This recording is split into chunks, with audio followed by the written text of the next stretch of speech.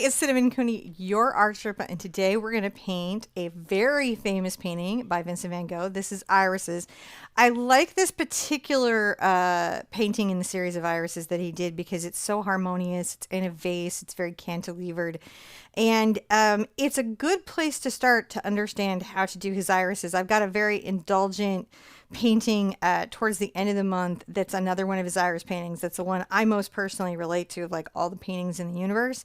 So I kind of was like, if I'm going to do one irises, I should do two. And this will help you paint both. On the mic is my husband, John. Hello. He is going to help me bring you this lesson. We're going to break this down step by step. I'm going to explain the techniques, the materials.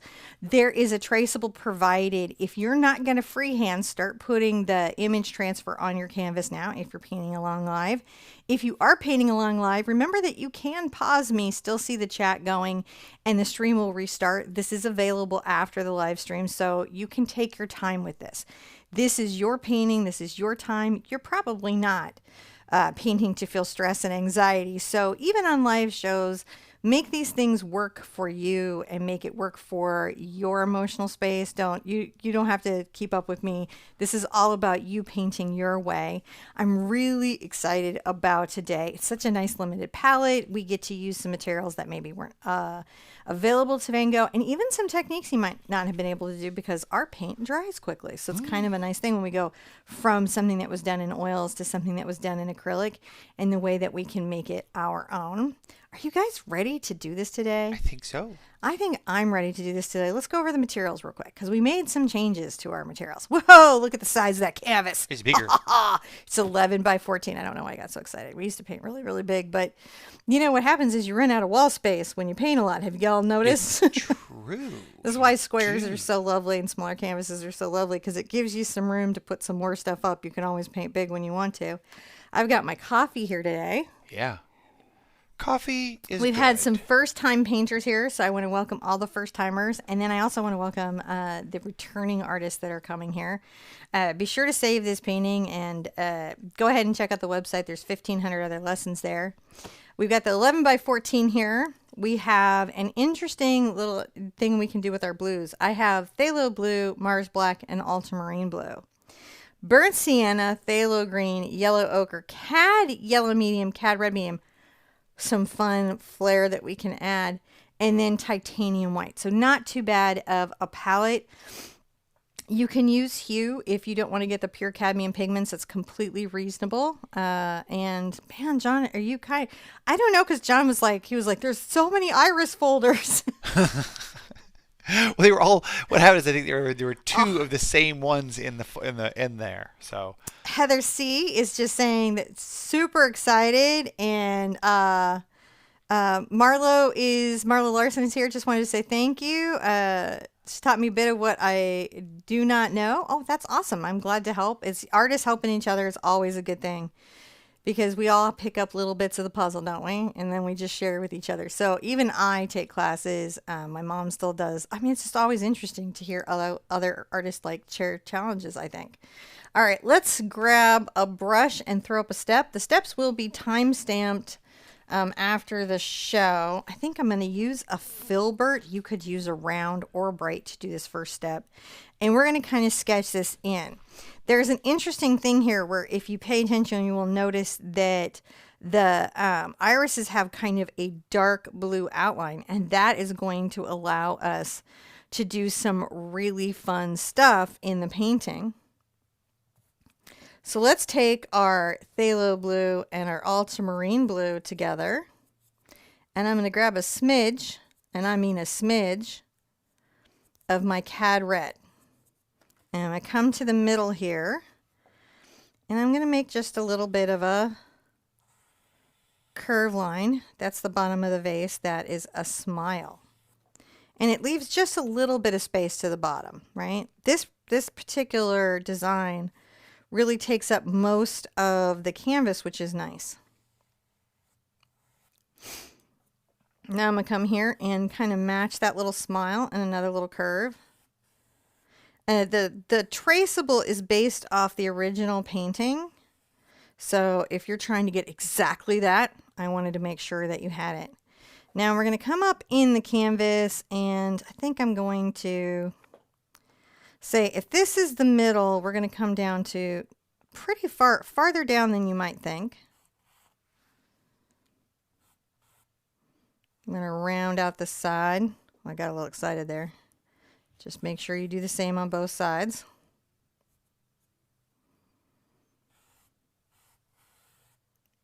I'm going to go in and then up, because this is like a milk pitcher, isn't it?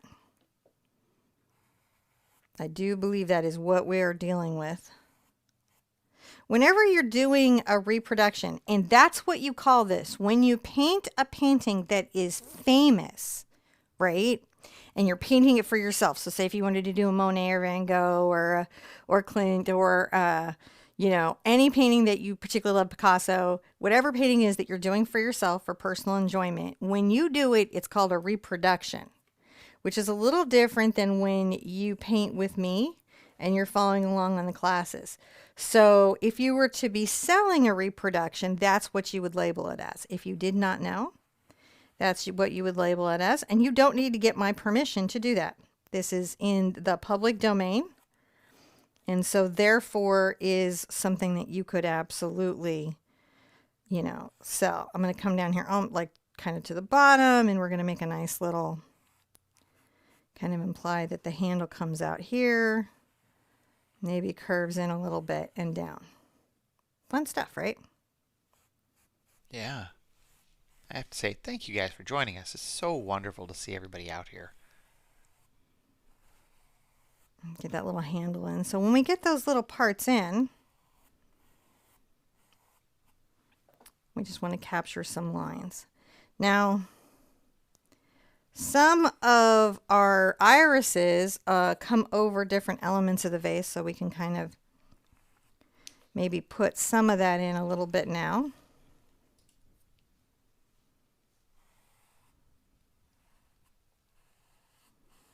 And you just kind of use the reference to determine where your painting elements are going to go. You know, I put it on the website so that you could download it, but this particular one you should be able to find online easily. I'm going to make sure that I've got sort of the contour shape, right? That is not every little individual line of the irises, but the contours of them.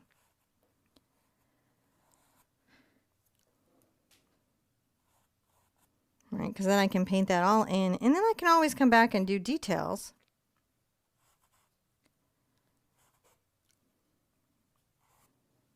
But this lets me capture what sort of space this particular design might take. Right? Like we've got over here. I think I might lower that handle a bit. And that's the other nice thing about this stage, about painting it in, because we're going to be painting so thickly everything on the outside. We're going to be doing a very nice impasto technique. Now over here, I would say like in the middle, there's a grouping of them that come out. We don't have to be super perfect about it, but we do want to know where it is. I'm going to keep taking my phthalo blue and my ultramarine blue. And again, if you're not someone who's confident at drawing yet, just put the traceable on the canvas and outline the traceable's lines with blue paint. You don't have to do too much more than that at this stage. One of the things that you're going to realize as you paint this is why masters are masters. Because sometimes designs that are deceptively simple are made to look so in an almost effortless manner by people who are essentially incredible painters. Right?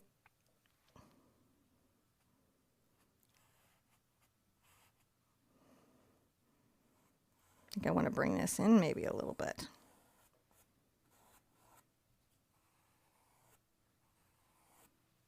Kind of bring that down in a little bit.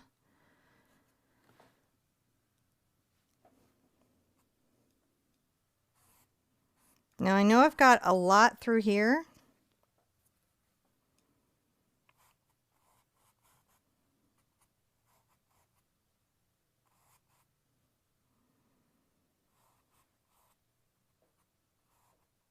Just curving. See, I'm just capturing the outside side, like shapes and feelings of the irises.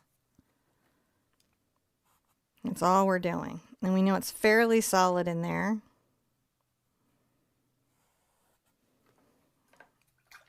And what's nice is I can reshape this vase pretty easily when I put in my exterior painting. Let's dry this real quick, and then I'm going to put in the baseline for the vase. Yeah, thank you guys. I was just over here. There's all sorts of craziness happening across YouTubery. I don't know if it's just me or the January hour, but I am going to look over there and think that I think it's camera 3 needs a little bit more focus. Focus. There. Oh, feel better. That feels better. I had to get more focus. I didn't feel Did focused. you? Now I'm going to use a tool called a T-square. Is this a new step? No. Same step. I'm going to use a tool called a T-square, and I'm going to use it to line up and create a level line. I find it really challenging, actually, to create a very level line. So this is a nice way to do it. And I'm going to just take my blue mix. It's okay that I made a little blue sploop there. It's not going to hurt me. And separate my table from the rest of this. Pretty chill. All right, let's call this a step, because really we just want to get some of this in, right? We're going to come back with some very impasto stuff and some cool stuff down here. We're just going to break this down into bites. If you're ready to break it down into bites, which is always pretty good. Let's come through here and do some of this lower base area. I'm going to use a slightly bigger brush. This is an 18 this is a 20 Raphael Bright. What you want is just a bright brush in a stiff synthetic or hog bristle, right? That is about 1 inch wide. I'm going to take a little of my phthalo green and kind of smidge a bit of burnt sienna into it, but barely any. Smidge a little of my cad yellow into it. And then I'm going to add quite a lot of white. And I'm going to get this interesting sort of mint color. See how that's fantastic? It's a vintage mint. It's a vintage mint. It's a Van And Mint. I want to paint it thick, right? Like I do want my brush strokes to show. One of the things that Van Gogh did is he didn't hide his brush work. He didn't hide his construction. He had a very immediate painting method. You could say he wore his brushwork on his sleeve. One could say that. But then don't we all wear our brushwork on our sleeve? Well, you drag your sleeve through the paint, so yeah, it's all over there. You know, so feel free to be kind of, rough with your brushwork. Now, you've done other Van Gogh pieces, yeah? Yes, many. One of the things that you find it's very helpful in your learning process is to do reproductions of famous paintings. Because in the painting process, you're going to learn why artists made certain decisions that they made.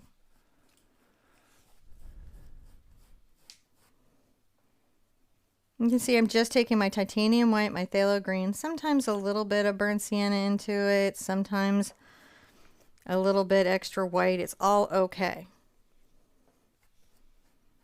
See, I put some extra white in there and I'm letting it kind of mix on the canvas. Yeah.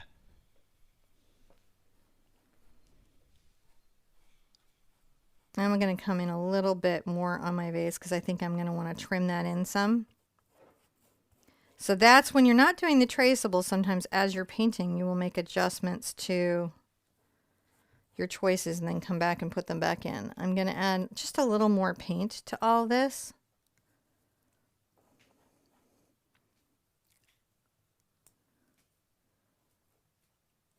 See how I'm adding a little more paint and creating kind of a very expressive.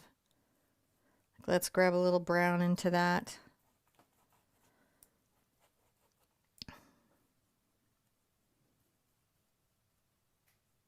Thank you, Karen. She just dropped a link there to your Starry Night one. Oh, thank you. Just coming in and putting that in a couple places. Let's be painterly.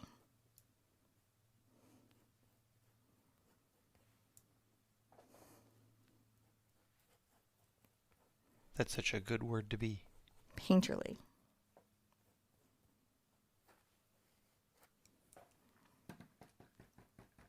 I'm going to rinse that out, and then we're going to call that a step.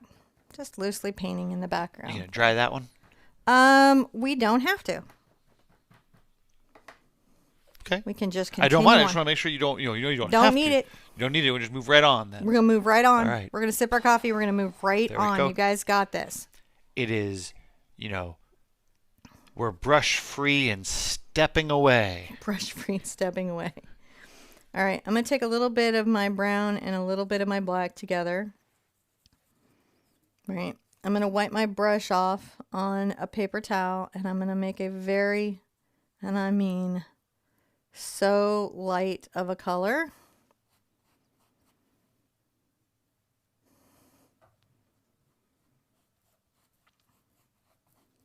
If you want it to have bigger or smaller brush strokes, you can just change the size of your brush.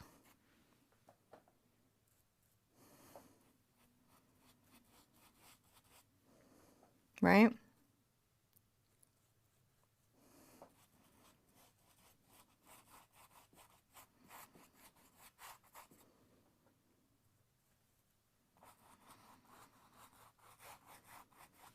Just gonna break it down. Notice that I have very little pigment on here.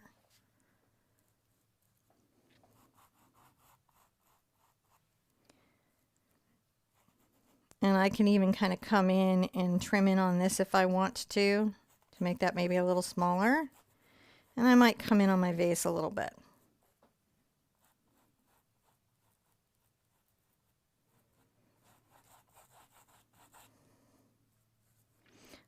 We're going to use a lot of white in this. I'm just putting it in. Now my brush strokes are a little horizontal.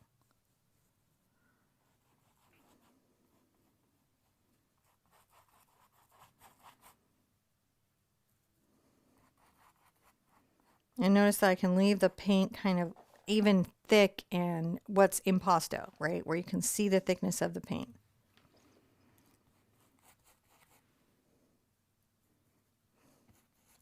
You'll notice some of the brush strokes can be energetic and down low. And I am going to kind of trim it in on my handle. I feel like I could make that smaller. So I'm gonna.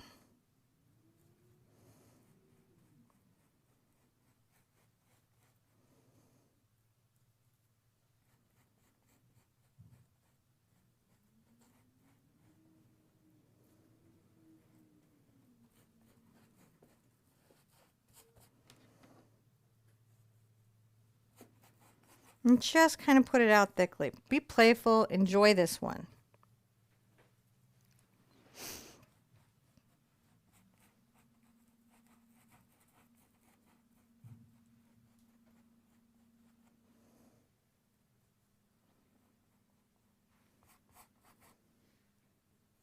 Maybe a little brown in there.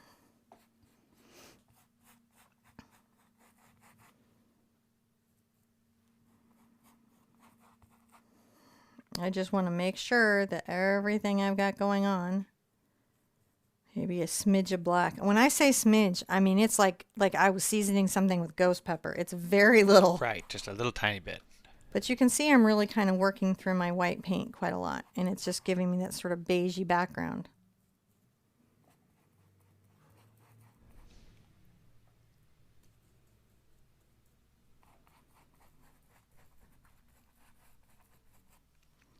Sometimes we are not inclined to paint things as light as they are.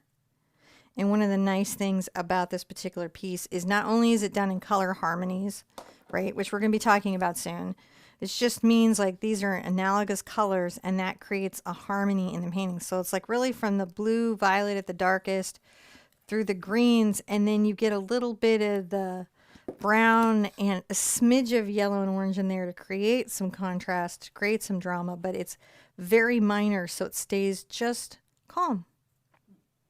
Just calm and peaceful, and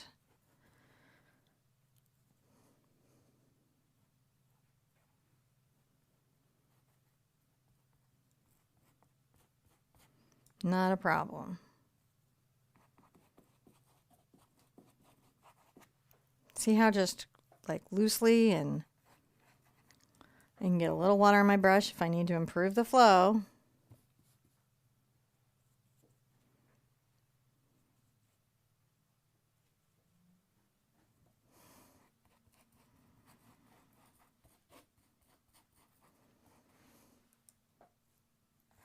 But what you should be seeing is expressive brush strokes. This should all be quite expressive through here, right? Which means it's not smooth. Yeah. It's structural, but it's not a pattern. Right? And you can see I'm just not hiding. I'm not hiding how I made, making this. Maybe that a little brown in there.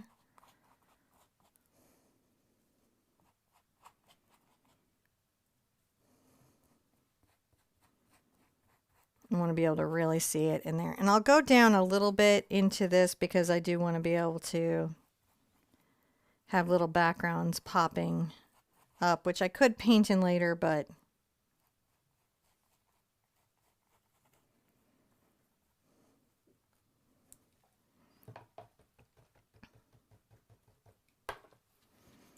I might even just touch in now on my green down below, right here. So if you need to change anything, it's just not that hard to do.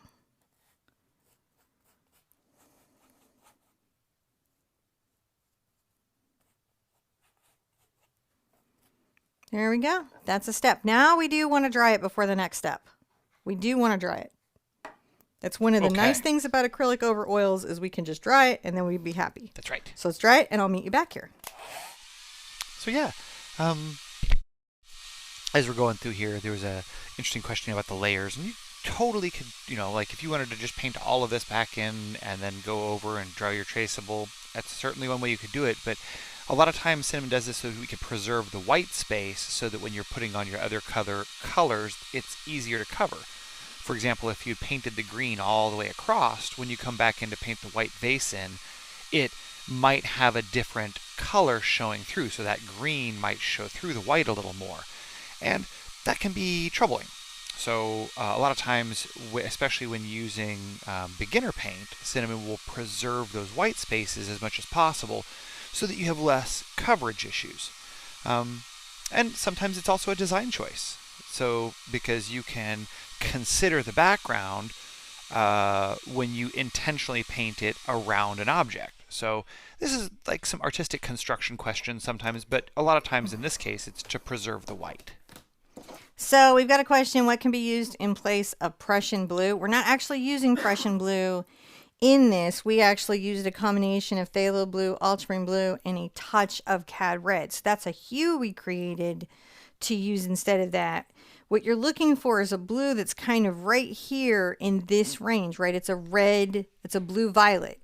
A trick that you can do if you want to know specific pigments that are one biased red in the blues and how close they are to Prussian is you can go to Just Paint's blog, which is by Golden Artist Colors, and they have a chart of every color rated cool to warm on its bias, all the blues together, and you can see what colors are literally tested scientifically to be close to Prussian blue. Mm-hmm. You just find that online. It's no problem.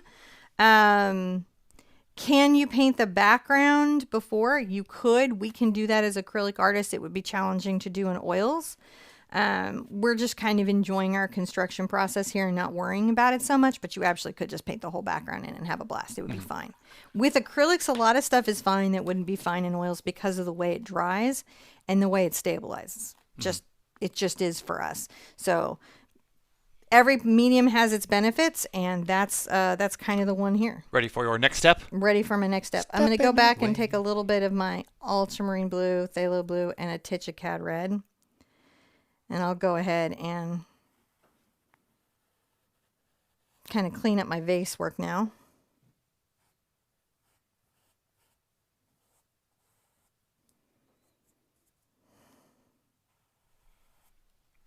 You know what? I was realizing I know a couple art words now.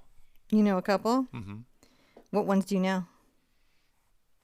See, now you put me on the spot. I'm just saying that, like, I could probably carry on a conversation with someone who knew art stuff and not, feel totally Not feel flat-footed. totally weird about it? Yeah. Like, I know what perspective is. I have perspective. You have a perspective? I have a perspective on perspective. You have a perspective? Even on layering now. I have feels on layers, even though I don't layer. I'm going to come here and kind of try to bring my little handle back up again. See if I can get it where I like it a little more. There we go. I'm going to try that.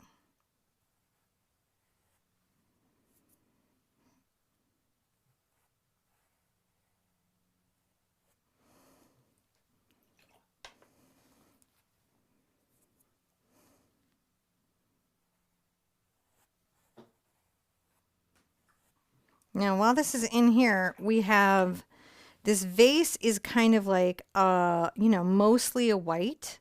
So what we're going to do is we're going to take our white here, and I might actually, interestingly enough, tint it just a smidge. Oh my gosh, just a smidge, you guys, with the ultramarine blue. I may have to put out more white as we go. I think I'm going to need more. I'm going to use a lot of white on this one. And of course, I put it as far away from me as I possibly could. Because why would I want to have it within reach?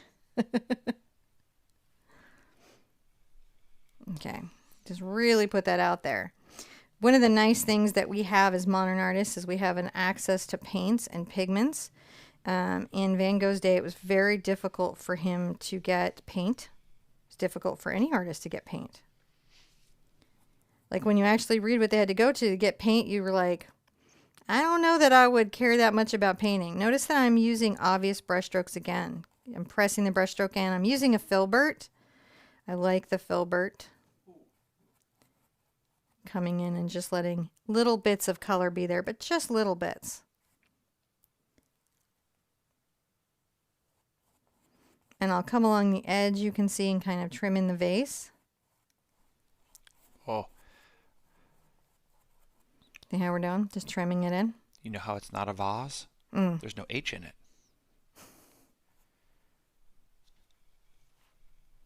Is that a joke I don't get? No, it's just you spell vase with an H. I don't spell And a vase Z. with an H. Why do you spell vase with an H? V-A-H-Z, vase, versus vase, V-A-S-E. What are you talking about? I don't understand. The container that you're painting. Is it a There's vase or a vase? What? Nothing. Okay, so a vase is any container that you put water in and flowers. A vase is an expensive version. No, and that's not how that's spelled. I don't know what you're talking about. Well, that's what Google said. Really? Yeah. I disbelieve Google. Okay. The robot overlord is wrong today. Now I'm just painting in between the lines, and I'm letting those strong lines kind of really show through there.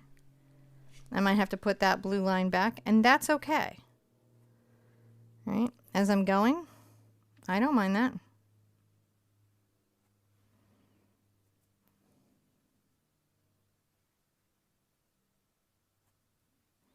I'm coming in between. I think technically this is just a pitcher, though. Yeah, I think this is a milk pitcher, jug or something. All right, let's dry this. Okay. I think I need to pop out the belly on the other side. All right. So, yeah, thank you guys for joining us, and thank you. I appreciate all the jokes in chat. Yeah, it's lovely seeing you guys here too. Thank you for joining us. And I think that Cinnamon picked that hairdryer off Amazon. Because I only say this because like almost everything we get comes from Amazon. That's just, the Amazon kind of way of getting cool stuff. Now I'm going to make a correction. I'm going to pop out my belly on my other side. So I've dried it. I'm going to get a little bit of my paint. Pretty easy to do.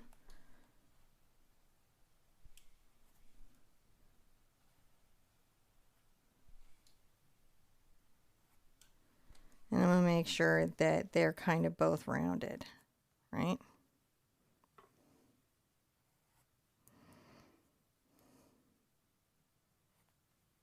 to make sure that there's a little bit of a line in, and then I'm going to keep drawing.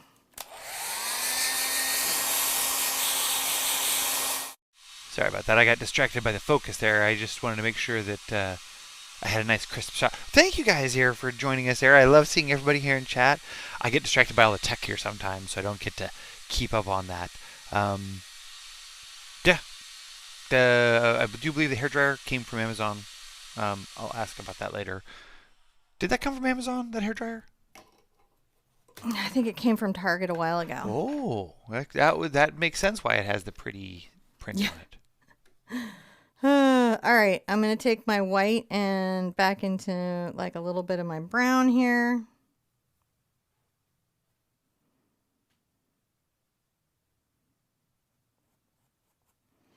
Make sure both sides are kind of rounded out.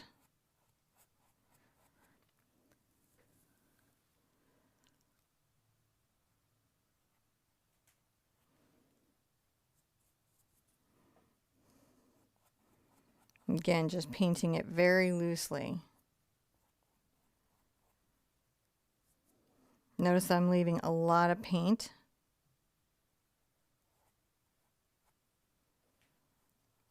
Can always come on this side and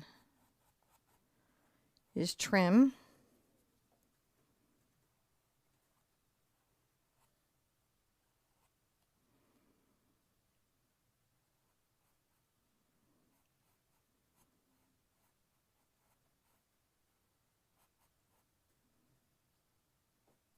On the inside here, I want to take a little bit of my yellow ochre and my burnt sienna together. Right? But they're still kind of in white. They're just a little bit darker. And I'm going to come on the inside. And just imply that little shadow a little bit.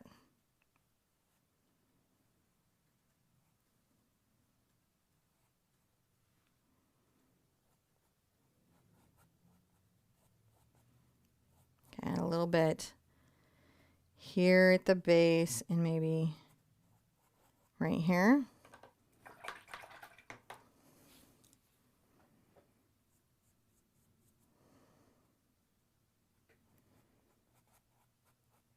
And come back through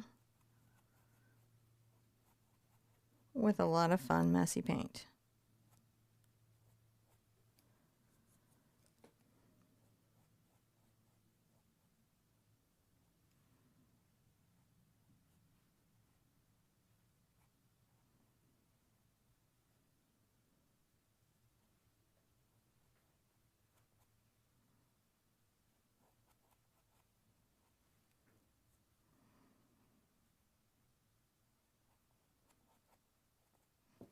That is kind of nice. So we have one last dry that we've got to kind of, well, we might be actually be able to do it even without the dry because I think he did kind of an immediate thing here. So we will duplicate that. I'm going to take my dark color.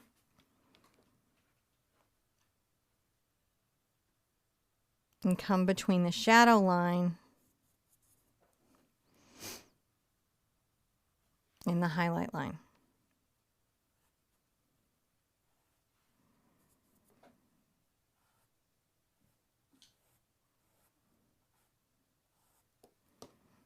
Now we're done. We can even kind of come along here and go between our, yes, John? Oh, nothing. Oh, okay. I'm just reading chat. Oh. There was a name that came in here that I had to think about. It's a painter, Alfonso. Oh, yeah. Mucha. Oh, love, love, love, love. I couldn't say that I could place that offhand. Father of so many styles that we see today just running around. Let's dry this thoroughly and we're get on to the flowers, which is the whole reason we showed up today. There are so many amazing artists out there. That's one of the things that I really love about this. Like, we've been doing this show for a long time. All the time. Someone comes in and is like, have you heard of this person? I'm like, no, who are they? Like, oh, there's this person who's been painting for like 100 years. And I'm like, what? I've never heard of them. Like, yeah.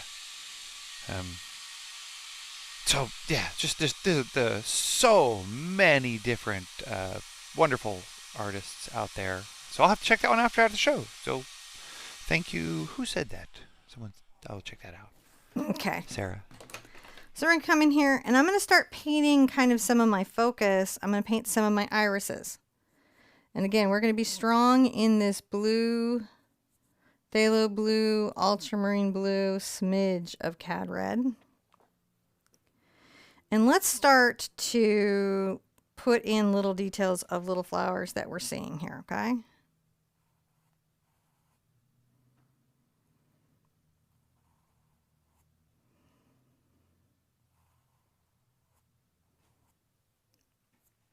I'm going to bring a little curve around.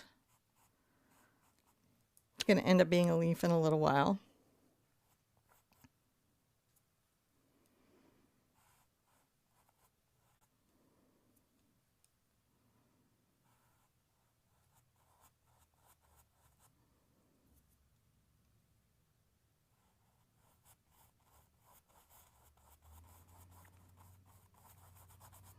And be just kind of loose, kind of get this all in here, right? Of this blue that we are definitely seeing right here. So it's sort of this blue shape.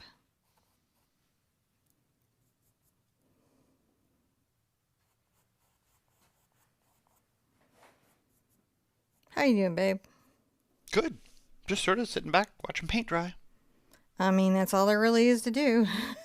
Come out here and kind of bring a little petal around.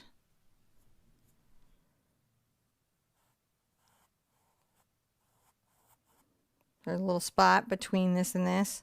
One of the great things you'll start to see is like incredible negative shapes.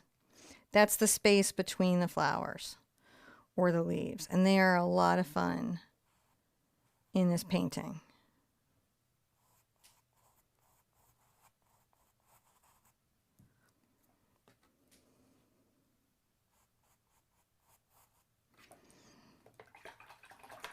Now, anytime while you're here, you can come back with your like little background.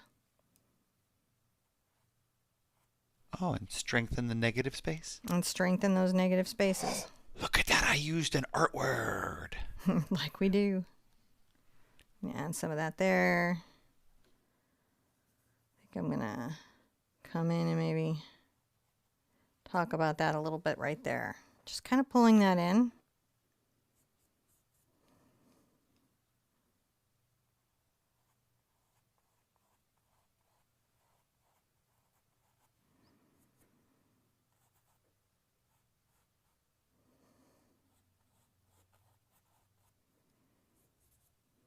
Background is just that simple, you know, brown and white. What? So Porcupine asks, Cinnamon, how do we avoid wanting to draw every single flower? My mind says do every one. It's so frustrating. I don't know, man. I tell you what, it is frustrating, isn't it? Because your mind does want to. And trying to break things down into their simpler shapes or what they are really is helpful to you. It really does make a big difference in how you see the painting, but it is hard as all get out to do. So what I would say is slow down and make a point of observing just the outer contour line, right? Take that simplest shape in and then start to break it into its more complex parts. In art, we're always trying to simplify things down into more reduction of shape or concept or form, and then through value and hue, right, the colors and how light or dark something is, you know, start to reveal what the object is or is not. So that's really challenging to do, right? But all you can do is just try to reduce it down. All right, so I'm here. I'm going to come over here and start to maybe paint some of these little blooms that are crinkled. And the other thing is that irises are complex to draw because honestly, they curve back on themselves. They are some complex shapes, the iris. Don't you think so? I think so. So doing what you can do.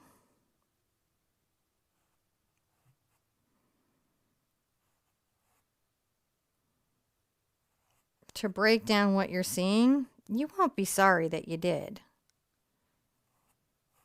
And come here and just pull this out. Now, if you've got the traceable, right, you're just painting in all the blue irises. You got the traceable, just paint them in their blue. You can even just paint the blue outline and make that easier on yourself.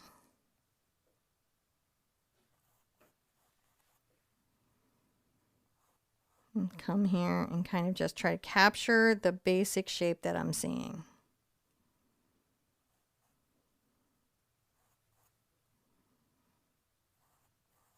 Curve here, capture some of those little curve shapes.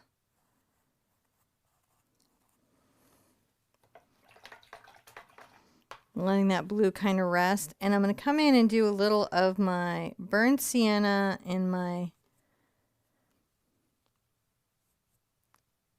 phthalo green, maybe even a little phthalo blue for a dark shape, because we can paint on the inside, can't we?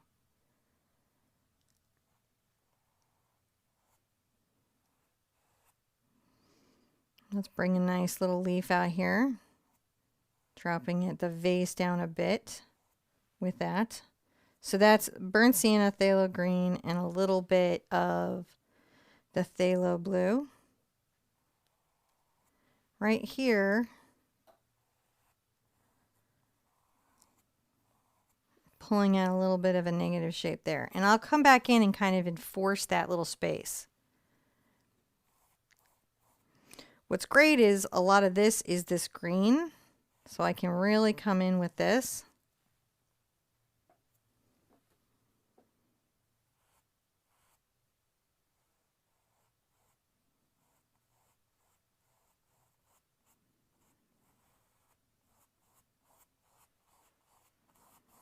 I don't want to take it up too far.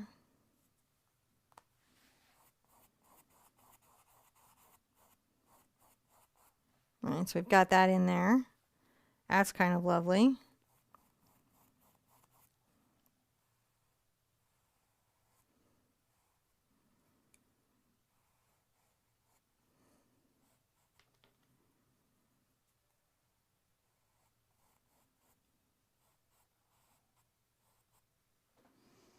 Pulling that in, I like that very much. Now I might kind of think about some of the green going up. I'm just using my filbert, guys.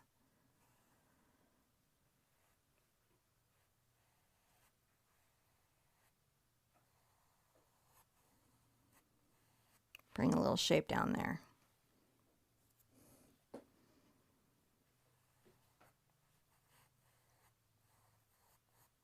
Can add into that.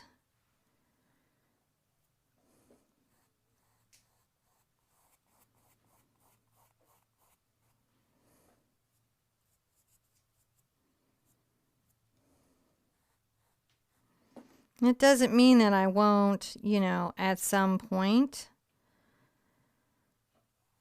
come down and add that little bit of a flower head that's kind of bending over in front of that.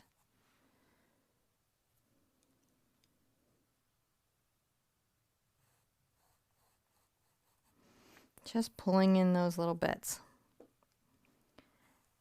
And I like how there's kind of a little, let's bring a little point of it over here.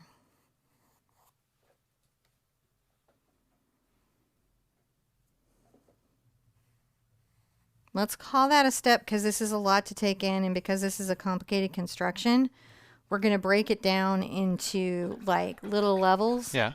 And then build it together, and then it will come together in like the last third. Do you need to dry this, or are you okay? I think we should dry this, okay, to be honest. So yeah, we'll just give it a quick dry. Thank you guys for hanging out with us. Don't forget, we have a lot of stuff happening. Check out theartsherpa.com. Changes are afoot.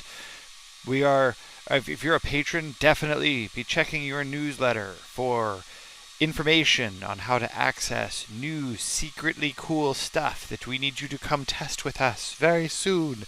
awesome stuff is afoot. And we're just, so you got to check your newsletters. If you don't get the newsletter, sign up. artsherpa.com. Okay, so we have this nice little bit in. Need a step, don't you? We're going to call a step. Ooh, step it. All right, we're going to come back and start to think about some of these different little values and elements over here. I'm going to take my phthalo blue and maybe some white. And I'm going to come here, kind of paint in the inside almost a triangle. Little shape there.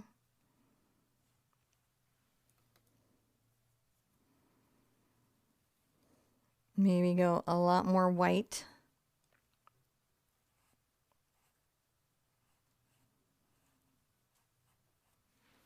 Then folding that in a little bit, creating those painterly elements. Sometimes I might get a little ultramarine blue.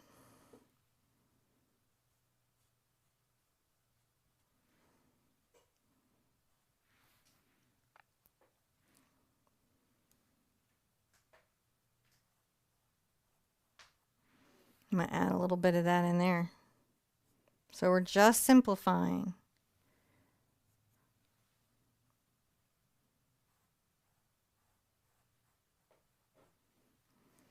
You know, I might come in with a little more ultramarine blue. See how I'm making that a little bit darker? Gonna add a little kind of wing-a-ding down. I know, technical term, wing-a-ding down. You won't be sorry you did it. Back into my white and maybe phthalo. Right here. Kind of come in, tag a little bit there. Come in and tag a little bit here. Back into my white and ultramarine blue. Just adding little bits here. See how we're coming inside those lines and it starts to create the structure of those flowers. It's a weird thing, but it does do that. Now let's come over here to this far side of the vase and we're going to do kind of a similar thing.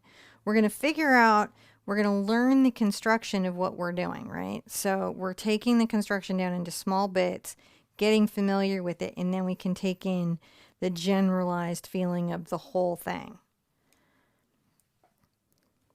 Now, one thing I can do is I can take my green here, which is my phthalo green, and my burnt sienna, and I'm going to grab a little bit of my cad yellow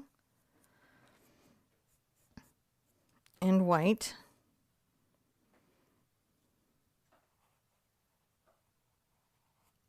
And I'm going to curve around that.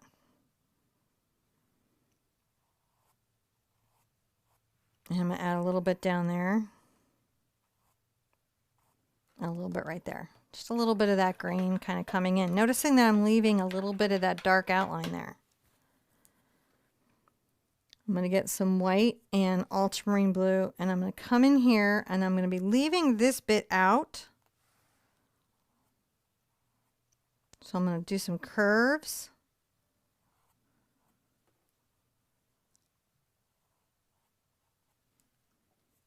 Get a little more phthalo blue. Kind of flowing that in from the green down. See how we're doing? So really fun. It is weird if you've never done it. Really fun once you start to do it. Bring a little bit in there. Maybe come in and get a little green and bring it back.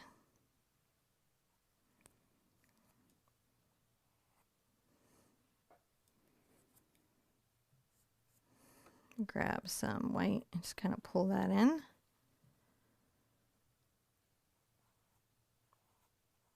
There. That's a nice fun shape for a flower, isn't it? I'm going to come down here and get some ultramarine blue. A little bit of white. More white than I grabbed, but a little bit.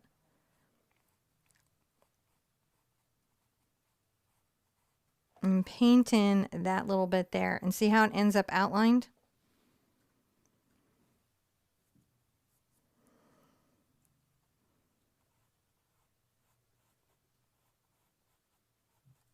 There we go. And a little bit there. It's almost like a puzzle.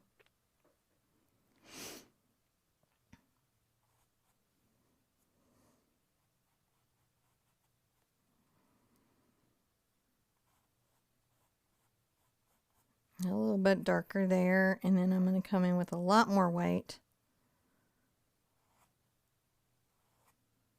Like a lot more white, and I'm going to pull it in here.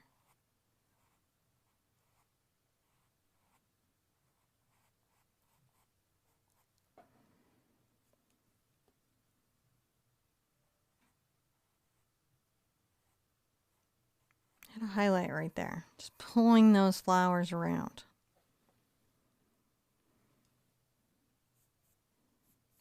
So one of the things that I think it's important to know about a reproduction or the study of another artist's work, like Van Gogh, is we're not forgers. No. Sometimes as artists, when we go to look at a painting, we look at it with the eyes of a forger. We're trying to duplicate every brush stroke, every element, right? Instead of being in it and trying to capture the greater sense of what the artist was talking about, but we still have our own filter to deal with. We still have our modern tools and our modern colors. We still have the way that we lay down paint on the canvas. And so forgers try to create something you cannot discern from the original, right? Sometimes people make reproductions that are so exact to the original that that's what they're selling. But we as artists who are in this to enjoy ourselves are just trying to get that feeling of what we love from these paintings and learn from how it's constructed so that we can construct in our own art. So that's an important thing to keep in mind when you are going through this and like deciding, oh, hey, this is how I'm gonna curve this around here. That's really, you know, something that you're doing. I'm going to come back actually, I think, with a bit of a white.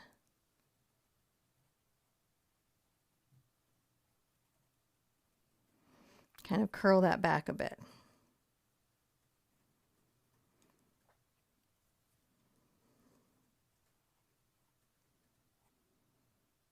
Add a little more value there to these as I'm going. So try to paint from that perspective that you're still you. Your artwork is still going to look like you, even if you don't know that it's looking like you. Now I can always come through with my blue and red and ultramarine, right? The three making our dark color, which is Prussian-like, as was pointed out earlier, and I think is completely true. And we can outline.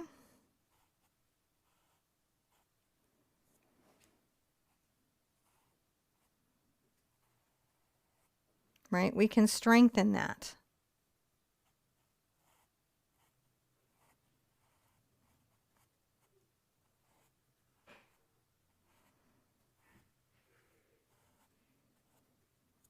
See how we do?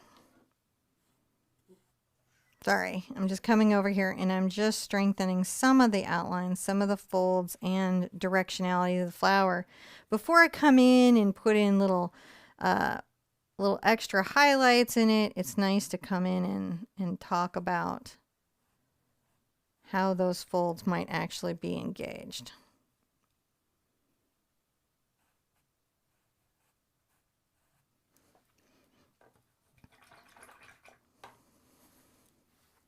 Okay, let's call this a step and dry everything, and then we're going to continue on.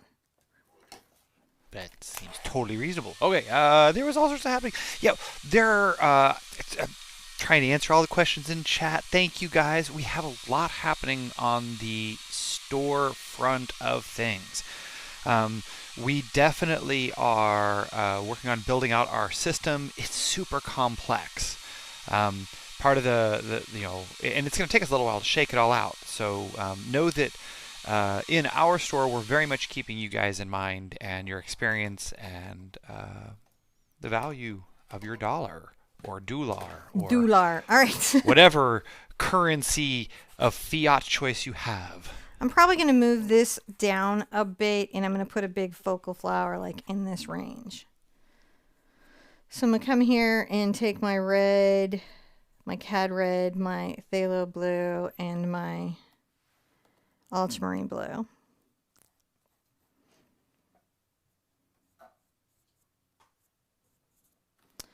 And I'm going to paint the overall shape of the flower that I'm seeing up here.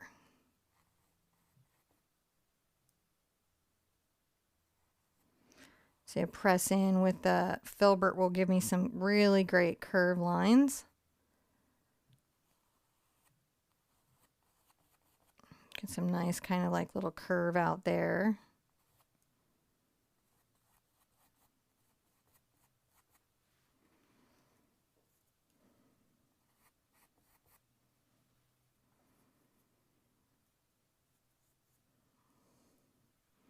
I might even, I think I'll pull this down, make this more focal. Use this on my little stem that's here, this sort of dark color, because it'll make a nice outline for the green when it comes out. So I'm going to come and do the joint, right, because there's that great joint. There we go. I do want to pull this back in. I feel like it went up too high. And it's easy enough for me to do. I can just come back with a little bit of my brown and white. See how easily I can just change my mind?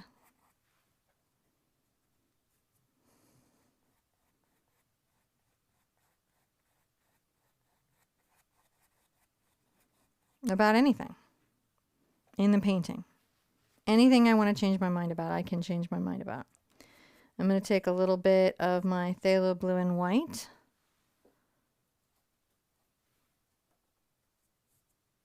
Kind of come in here and paint some of the inside or just general shape of the iris, so like this little part of the petals that might be coming over here. There we go. Just getting that in.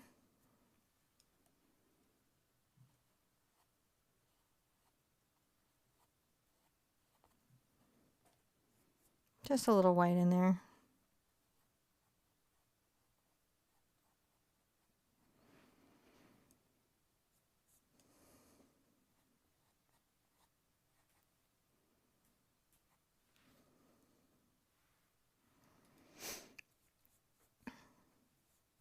And come right here and maybe add one of the little diamonds. Little closed iris. It's always really fun.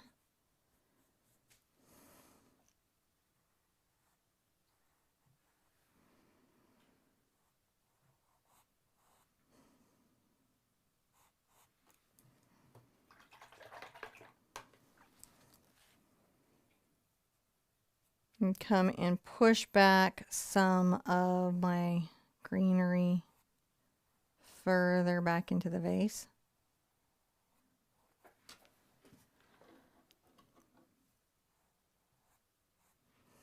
Add a little bit of that there. I like to get in those little backgrounds. I can come in and also inform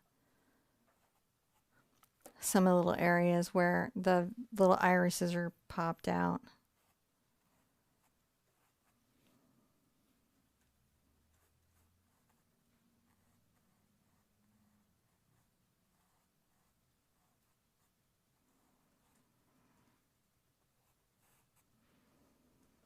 There's no stopping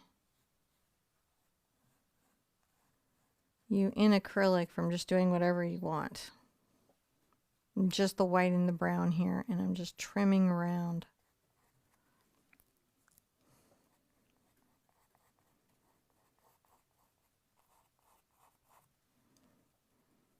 Anything I want to make adjustments to.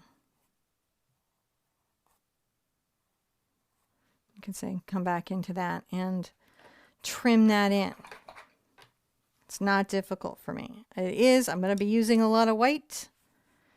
So definitely be ready to have a lot of white on them. Put some white here and maybe some white here. Even some white there because I know I'm going to be using so much of that in here. We're not going to get our browns and our yellows involved, which is what will really pull the irises in as irises until a little later. Right now we're just getting the general sense of things going. Phthalo blue and ultramarine blue and a little cad red.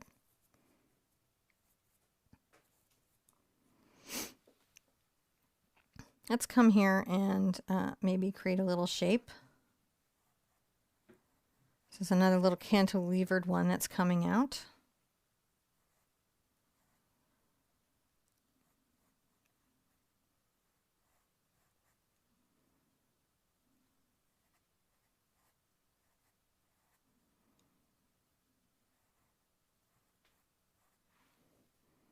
Pull a little bit out here.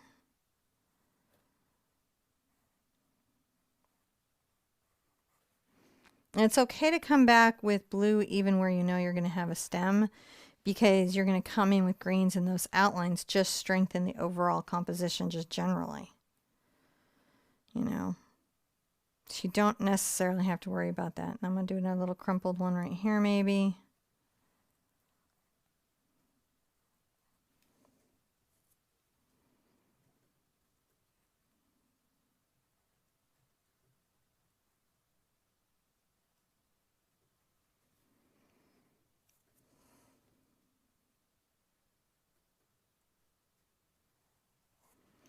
Bring that back in. Again, phthalo blue, ultramarine blue, a little cad red. Just bring that down. I'm going to bring a little stemmy thing up. Maybe a little bit coming over this way. I know I've got a big one that's going to be focal here, so I'm kind of just pushing my background in.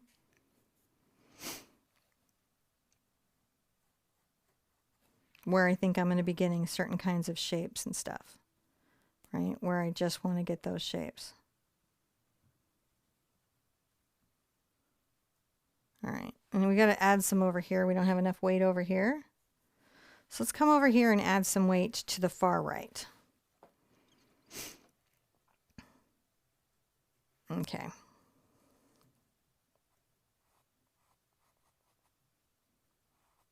Little delicate one that's maybe here, and then a diamond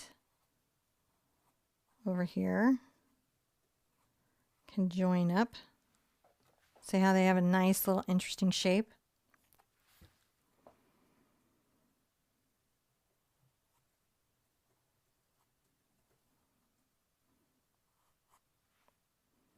Sort of fun. And then I'm definitely going to get this mixed up strong again. Right here.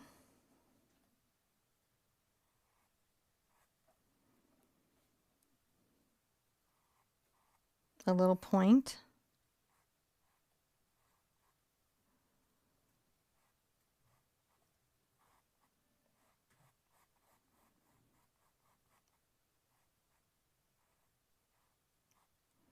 Very geometric shape, which sometimes these flowers can really have, so you can see where that came from.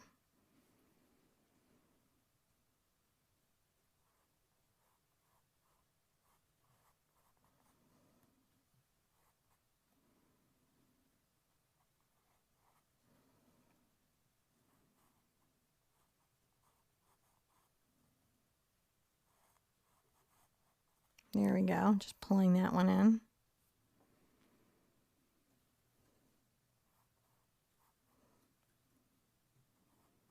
When you stop painting in your head, when you stop saying to yourself, I'm painting a flower, I'm painting a flower, I'm painting a flower, and you just start to say, I'm painting a curve, I'm painting a line, I'm painting a texture, and it feels like this. It's amazing how in a piece it can free you into something. Quite a lot.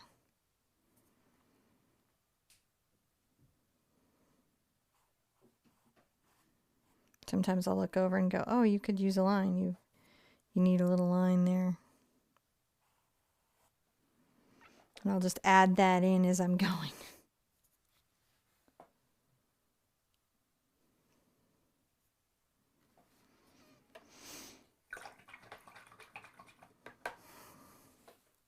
While I'm at it, I'm going to come in and I've got my green and brown and a little bit of yellow. And let's get some white into that.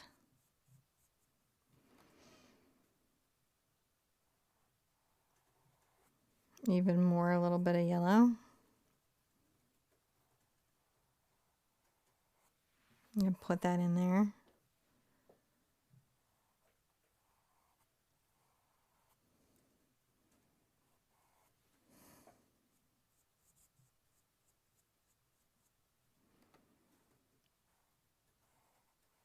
Definitely a little more of the white and yellow in there.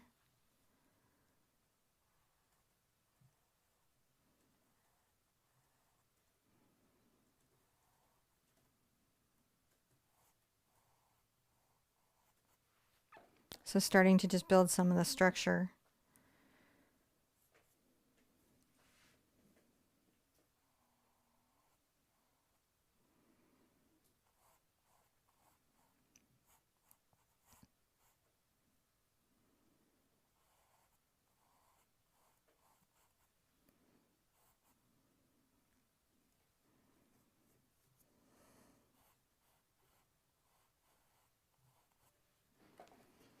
All right, so we're just starting to pull in these leaves that we know that are here. A little cad red, phthalo blue, ultramarine blue.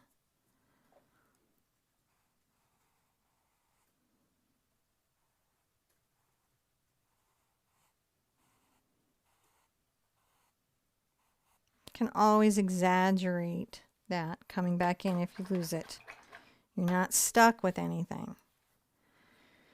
I'm going to come in and do a little of my phthalo blue and titanium white.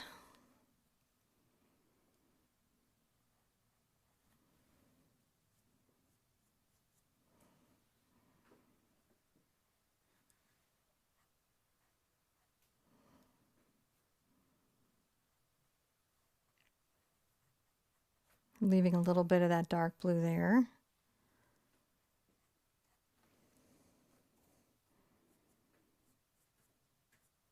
Get a little brown and white.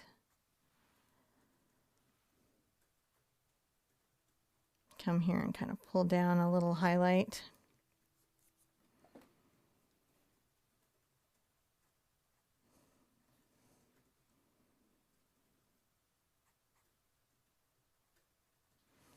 Little bits. I might get a little green into my blue. Put some up here.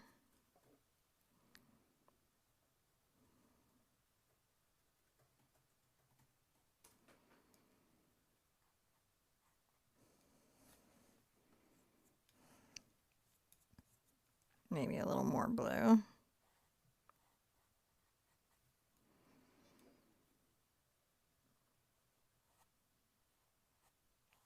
Bring a little bit more of that up there.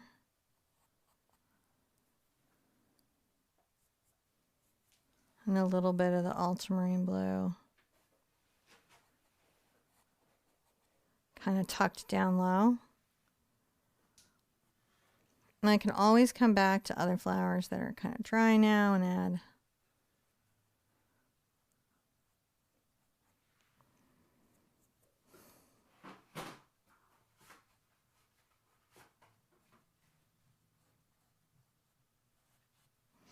little color highlights. So, I don't know whether this is a possible thing or not, but can you double load your brush technique with this? Yes. Be all flexing like I got double brush skills. Yes, you absolutely can. And if you have good double brush skills, don't be afraid to use them here. Again, you're not trying to create a forgery. That's not your goal. Gonna add in a little bit there.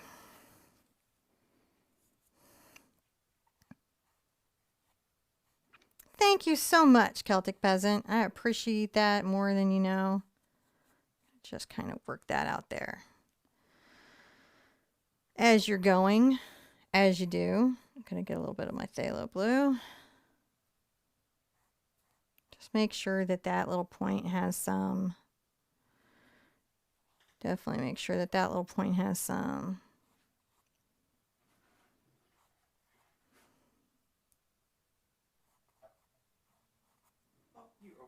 Yeah, I'm going to come over here. I'm just adding a little phthalo blue to some spots over here. Let's dry this, and then we're going to continue filling in. Let's dry it and continue to fill in. Continue to fill in. So, yeah, thanks, guys. I've been really enjoying chatting with everybody. If you have some questions about getting a newsletter and all that kind of stuff, first thing is go to theartsherpa.com, and if you've signed up to be a member of our website, then chances are you're going to get the newsletter. If you can go into your settings and check for your communications, which unfortunately in our current website isn't the easiest thing to check to make sure you're getting those. But if for whatever reason you don't get the newsletter, we do generally make sure that they're available on the website so you can browse to them. So, or we can also, if you email support@theartsherpa.com, someone's there who can always help a little further. Right? What? Right? I don't know. I don't know. We have website peoples. We do. And would you take a step?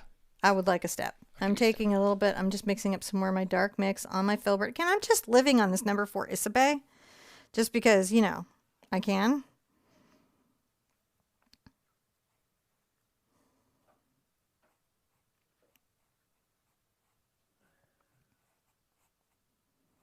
I'm going to pull a much more forward iris now.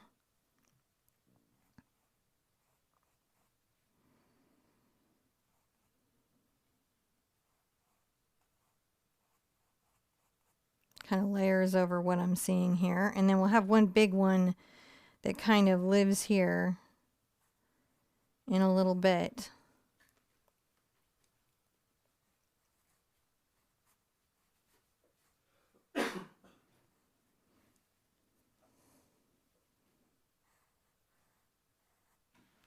You know, so you don't have to not enjoy yourself there if you don't want to. I'm going to take a little of my kind of yellow, green, and white color. And, you know, maybe play with some of that here, like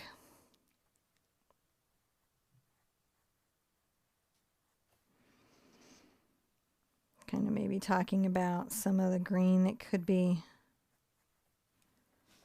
coming in. And you can see I'm just like adding white and painting it very loosely. I'm letting the paint show.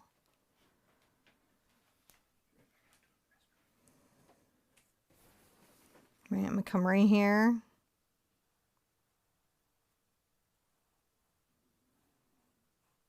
And letting a little leaf kind of peek out from there.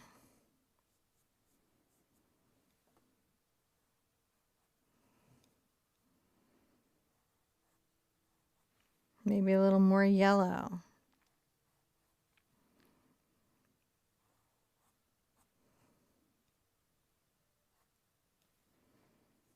Getting a little white.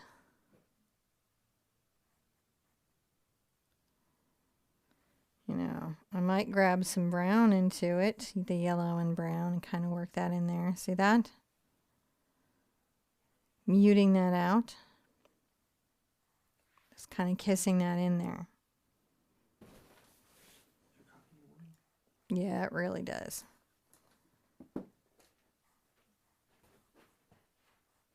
Tuck a little bit of that brown in. Doesn't that look nice?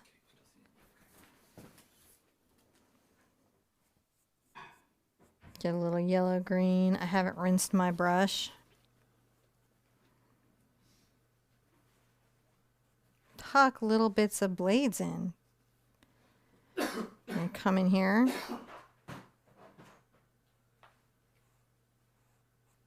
Look at that. We're adding that little cap to that.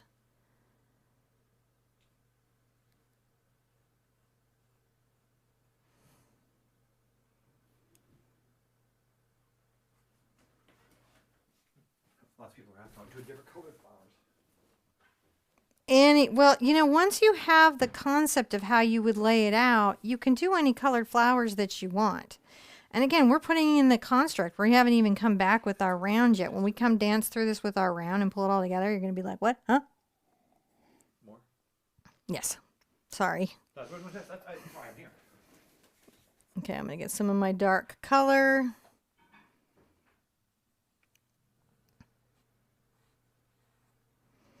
Sure that I kind of outline this a little bit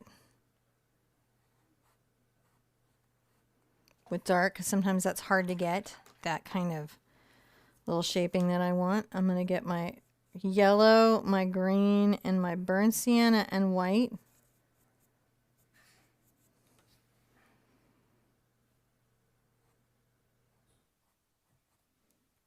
Kind of pull that up there.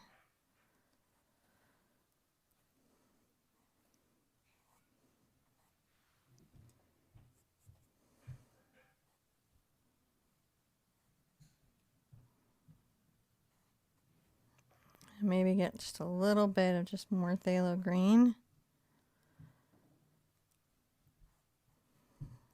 Back into the yellow and white.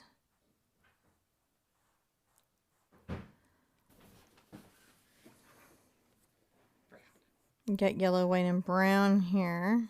Thank you.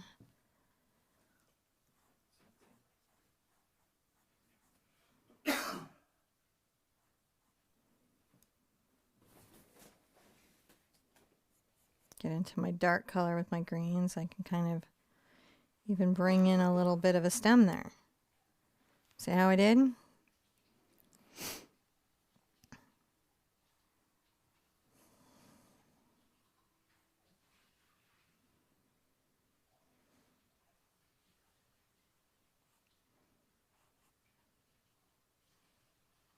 Just come in and kind of like find that outline. Find that spot.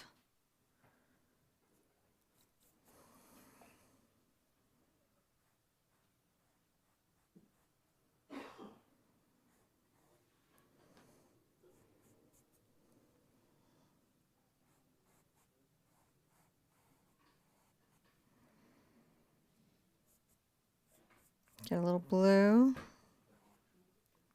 And some white.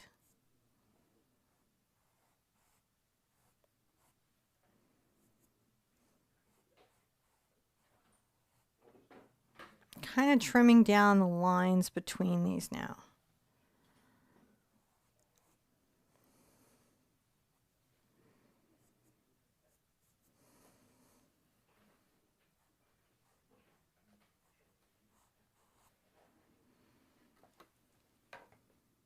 That is going really well. Now we have a bunch of busy nonsense to get in over here, but we can take this moment to kind of build in some of our greens. So it's burnt sienna, phthalo green, cad yellow, and then white. So I'm going to touch that with, oh, I got to wait for John to get back. Sorry, guys. I will work in here then. Just need to let you get back, and then I'm going to be over here on the right. We just paint it as we go. It's just what we do. See how we added that green there? Let's get a lot of white into the green and yellow. Make it quite striking.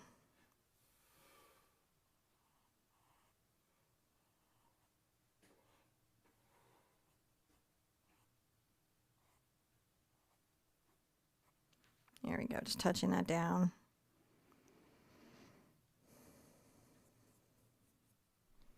Oh yeah, if you guys, that Karen points that out, if you guys do want to get notified whenever we go live here, you can click the bell and then click on there's a little thing next to it. Is that right? How's that work? Yeah. And then so we you just can click all. brought a little green there.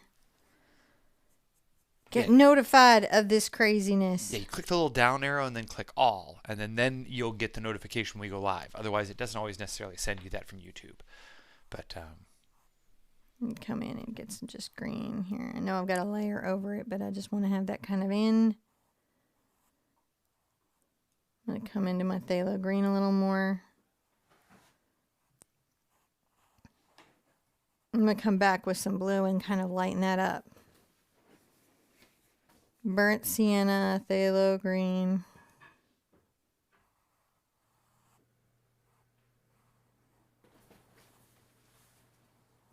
Just making sure that there's just nice points coming out. I think that's super important. And I'll definitely come back in with my main dark color, my almost Prussian dupe. Almost Prussian blue. And come right here.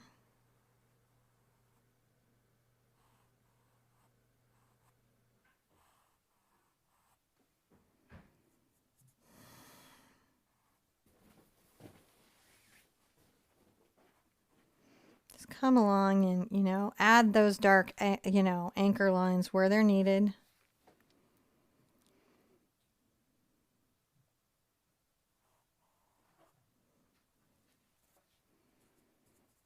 Phthalo blue, ultramarine blue, cad red.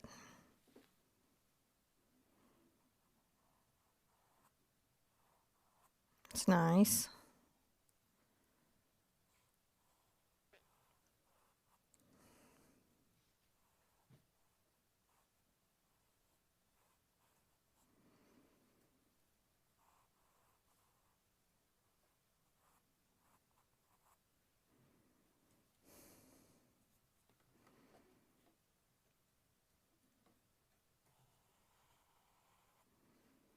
This one has almost like kind of a kite shape, and I do like that.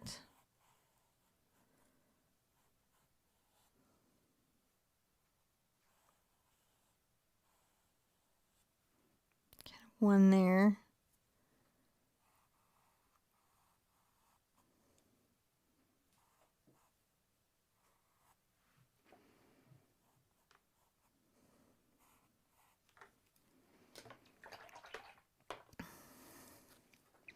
I might come here, and I like the burnt sienna and the cad yellow and the titanium white. It's pretty nice. I'm going to come here on the inside of here. Kind of add a little of that there. I like popping some of that in there.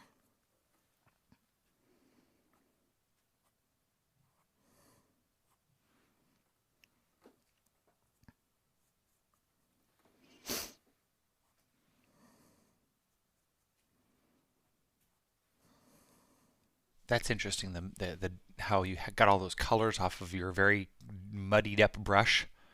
Look at that. It has all those things all over it that you just used. We just use them.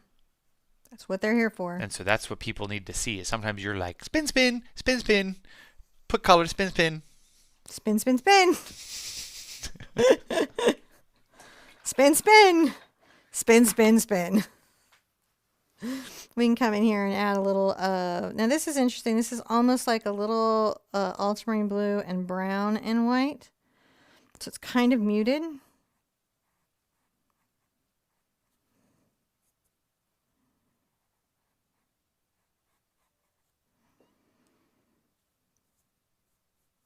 And back here.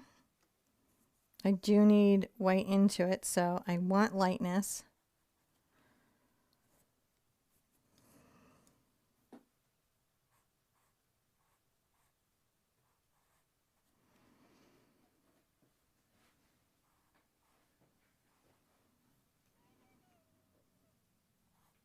I'm going to get a little phthalo blue on here, kind of bring that around. Just starting to think about how we maybe add those little bits of drama. Add that kind of little blue there.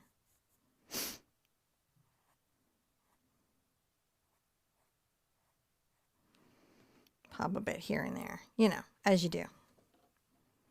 As somebody do.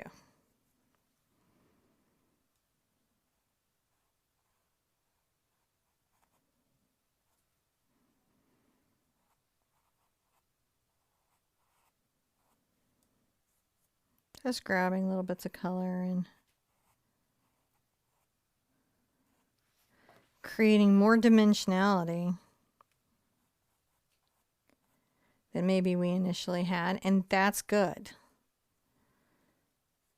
Come here, this has got the blue and the brown.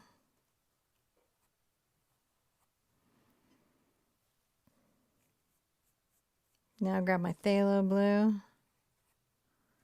and curve it back. You see I kind of pressed and curved back, so it's kind of like two little wrinkles.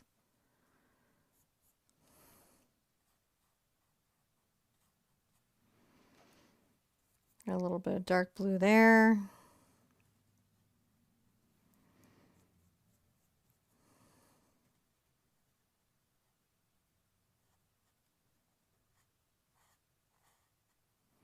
Little phthalo blue there.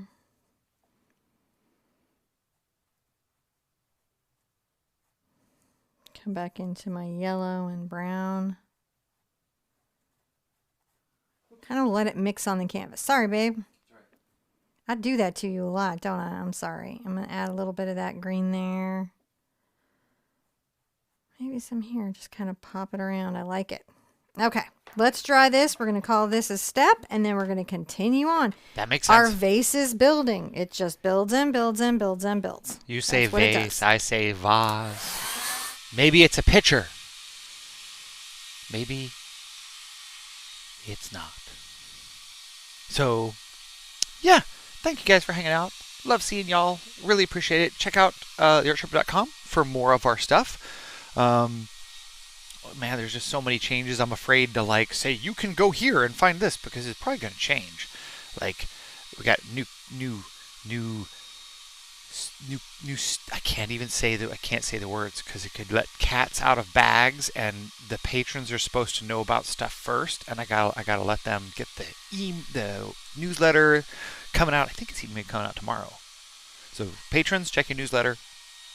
Cats are staying in bags until you get that. And then we'll know. Right. But then, all right, that's all the thinking I had on that. Luckily, we ran out of half second in it. We ran out of thinking time. That was perfect. That was perfect. No more. I had no more thought. So we have a lot to build still, but we've made good headway. Like we're getting there. Like so. On paintings like this, there's this sort of overall construction that happens that can feel fairly overwhelming. And because of the way these things layer and the way their shapes are so complex, that it's just hard to know how to take it down to where you're going to go. But once you get to a certain point, then you can, it's sort of like the top of the hill and then you see the downhill coming. If that makes any kind of sense to anybody. I'm going to really get back into my phthalo blue, my cad red, and my ultramarine blue, which is like our deep dark Prussian. And I'm going to come here and make one of these sort of focal crazies. Sort of wide up here. And he comes down, and then he's got a nice little, strange little bit of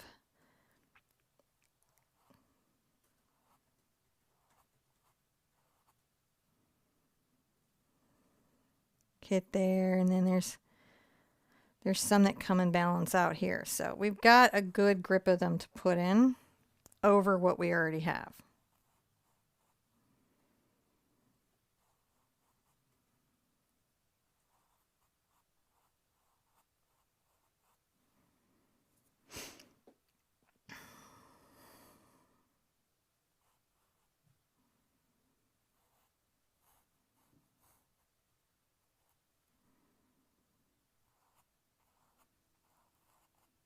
Lots to do.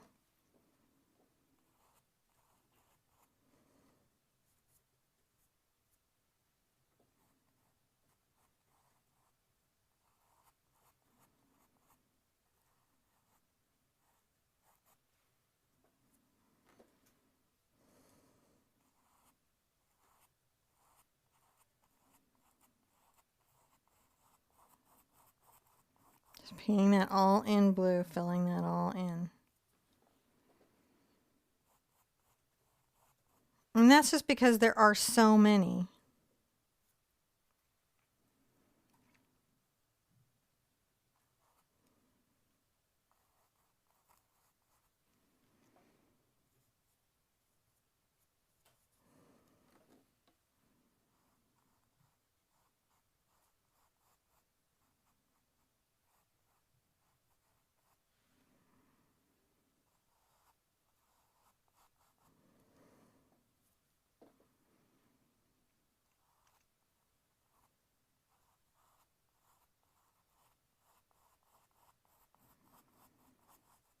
And I really need to let them fill in all the way down here, right? Because they're going to be going down the whole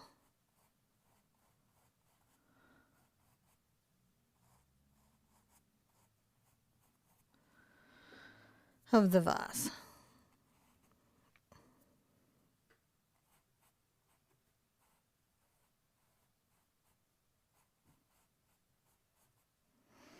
Take a little bit of a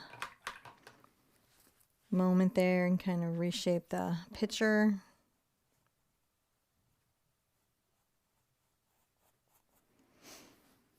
You know, because we can.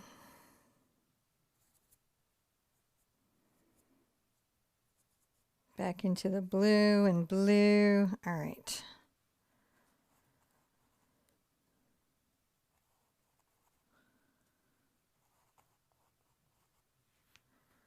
We definitely want to pull that in there. And then there's another big guy.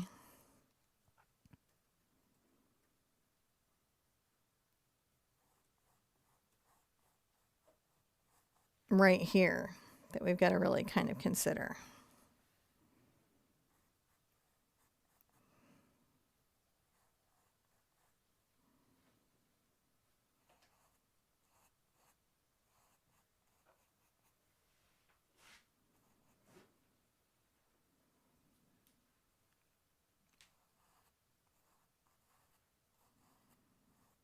Got to think about his little head there. And I think I'm going to put the other little in front of him. That's me putting that one back in front. But I'll have it kind of back there peeking out, I think.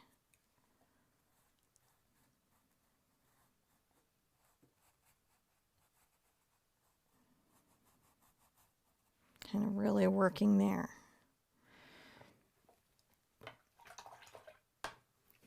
So once I have this in, right, then I kind of look in and I go, okay, I don't really have any room to fill any more in. So this is where I'm going to be working, right? Because I've got the balance and I've got everything. I'm going to get into my green and brown again. Same step?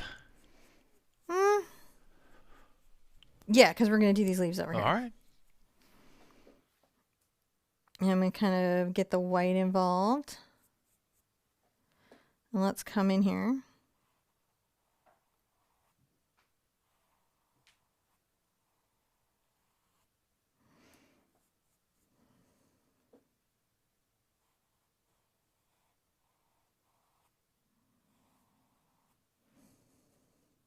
Because I'll probably have to cross some flowers in front of these. So I need to get them in to cross flowers in front of them.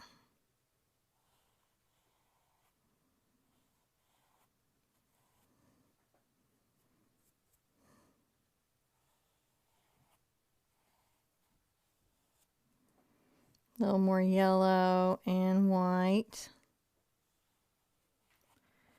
And I will come back with my dark to sort of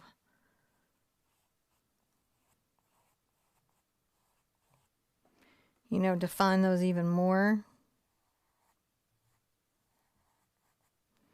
But right now I'm just gonna like that.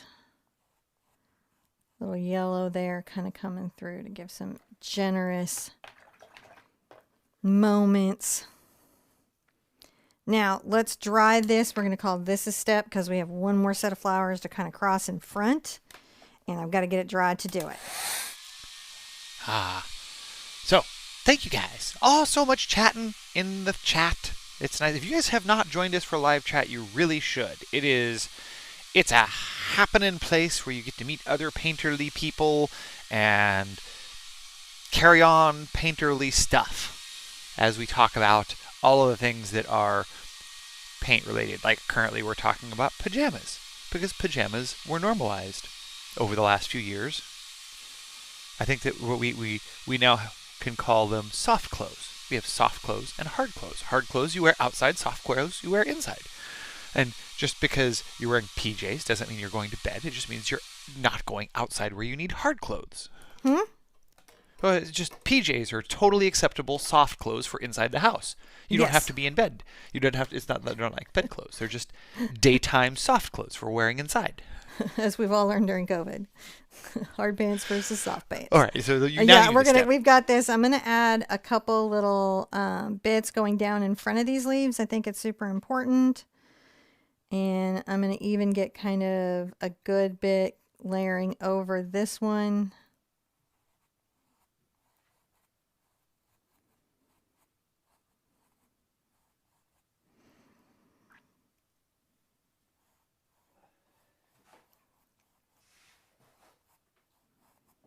And then I'm going to start going through the phthalo blue and maybe some white.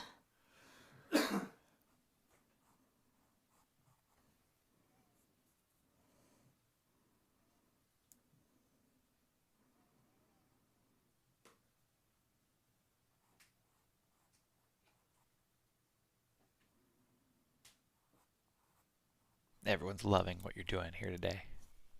Had a little peek out of somebody that's maybe there. He's just sort of like thinking about being there. I'm going to pull in a little petal there. You know, you're just building them where you're building them. Maybe get a little ultramarine and white going, and I think I'm going to think about a little bit there.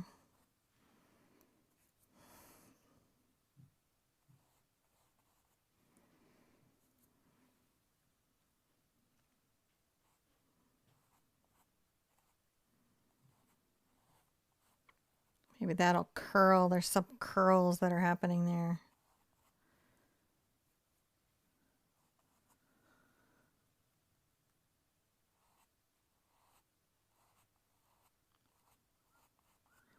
All right, pulling that in there.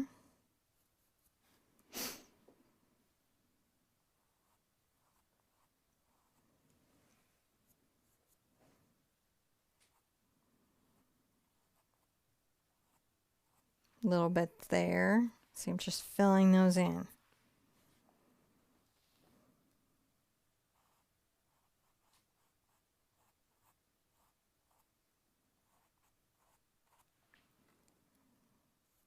Let's come over here to this left side.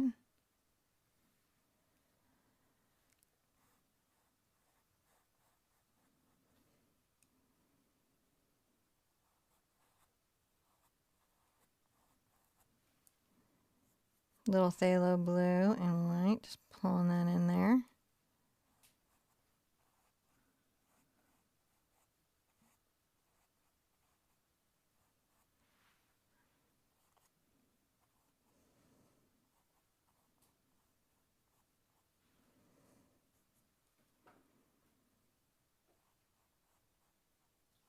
We're going to just add highlights as we go through.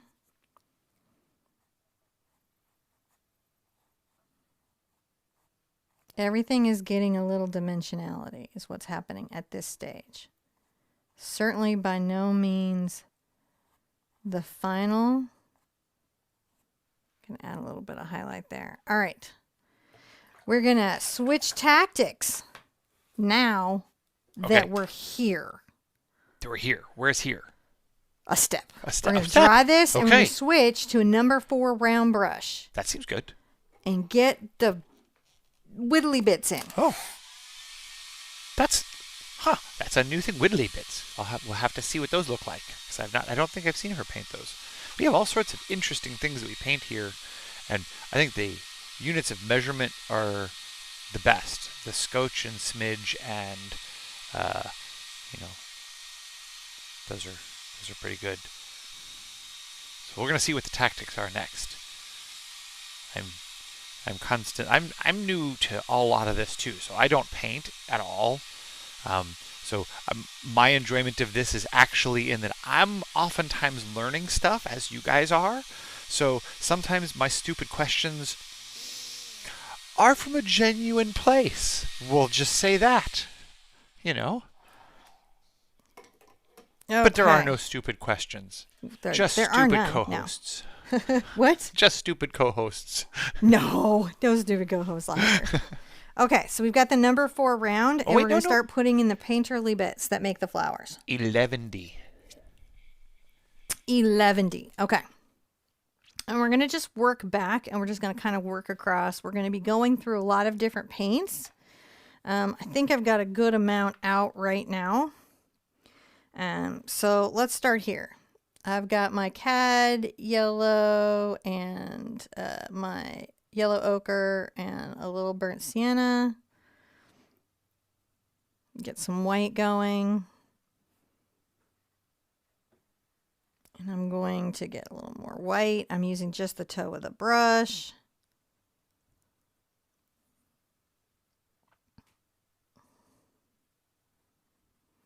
Now I'm going to get a little of my phthalo blue and white on the toe of the brush. Much more white, but there's phthalo blue in it.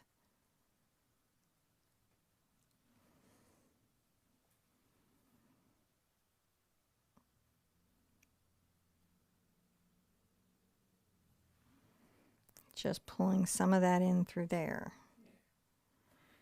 You know, I've got a little of my brown and white, and I can kind of come in here and go back into my blue and white. Now, am I seeing this correct now? But you're leaving a little bit of impasto-ish paint behind? Yes, we are absolutely putting the paint down thick. Oh, I got the word. You always get the word. Not always. Sometimes I don't. Sometimes I'm all like, hey, can you do this, this, and this? And you're like, what are you talking about? This is this other technique that we're doing today. And I'm like, oh, well, sorry. I did not know. See, I don't always know because I don't paint. So a lot of times I have to ask because I don't really always know. Adding a little bit of brush stroke in, kind of thinking about that a bit, you know. But I like that thick paint look you're doing. I like it too. It's a lot of fun. I'm grabbing a little bit of my phthalo blue.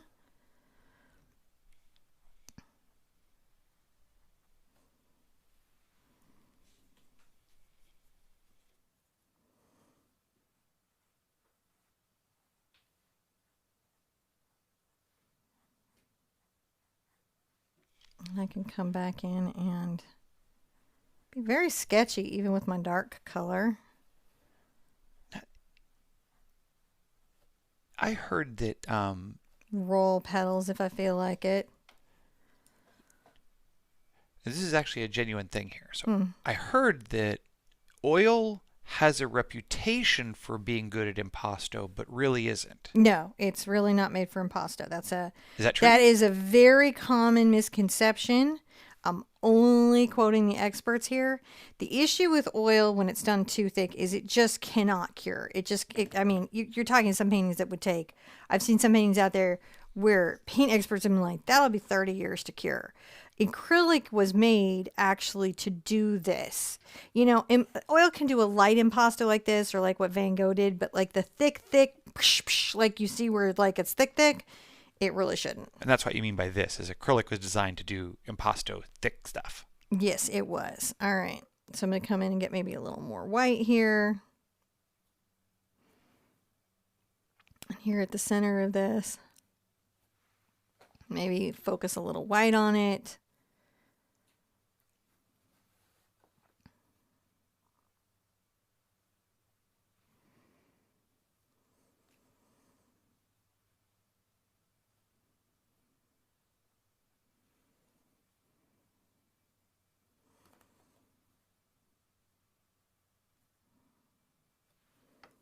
And then get a little white here.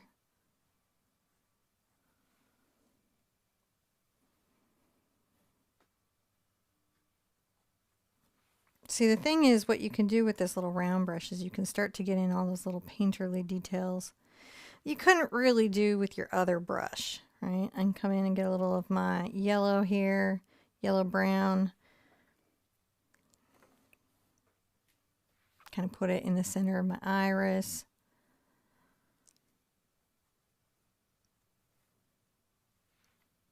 Touch that a couple places. I can get into my yellow-green.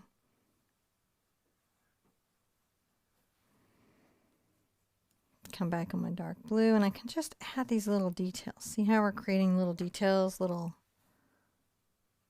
shaping.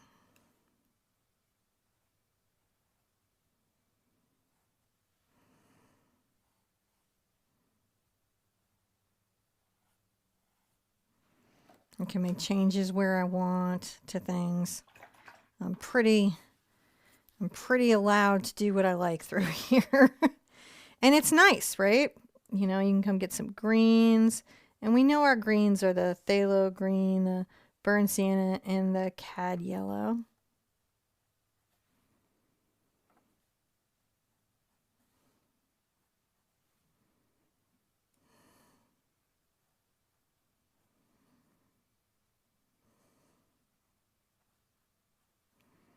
And you can poke greens here and there. Create little joints that you might see in the irises that are present.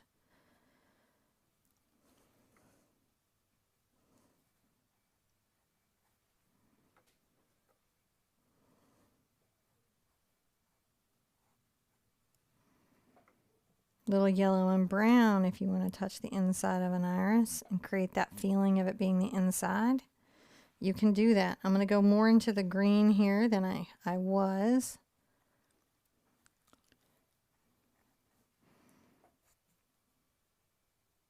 Get a little phthalo blue.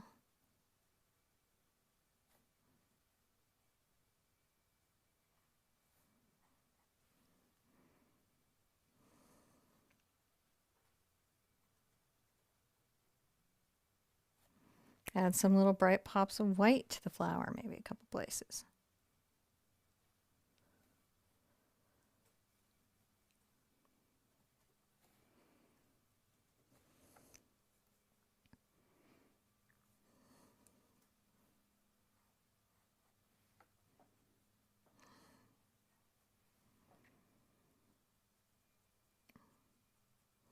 A little phthalo blue cad red if I want to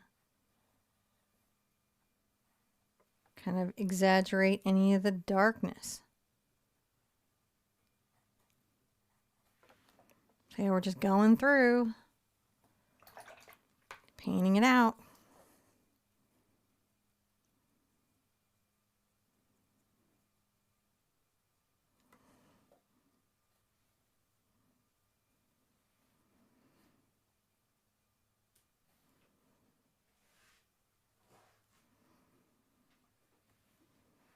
You know, a little brown and white maybe is like right here.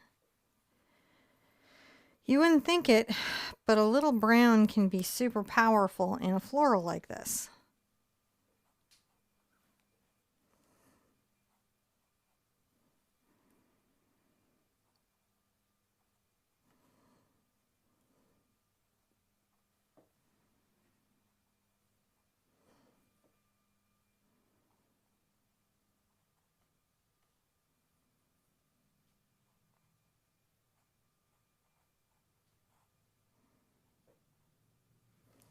Coming through there, adding those little pops. Just playing with it.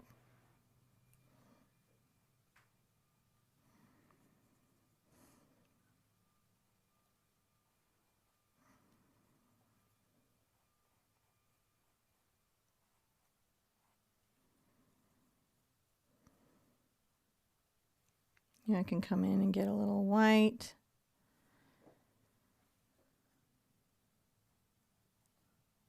And paint leaves that go kind of up.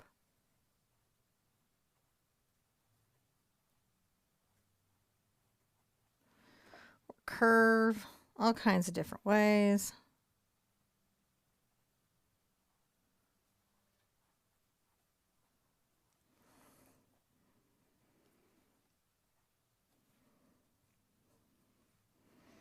Get into my ultramarine blue and white.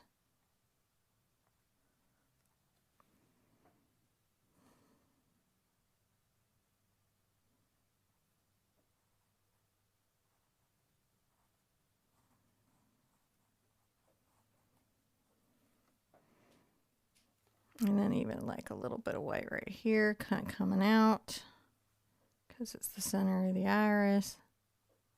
Just enjoy yourself. And that can be a little challenging to do, but remember, what are we not holding ourselves to? We're not trying to be forgers. We're just trying to understand how paintings are constructed, how they're made.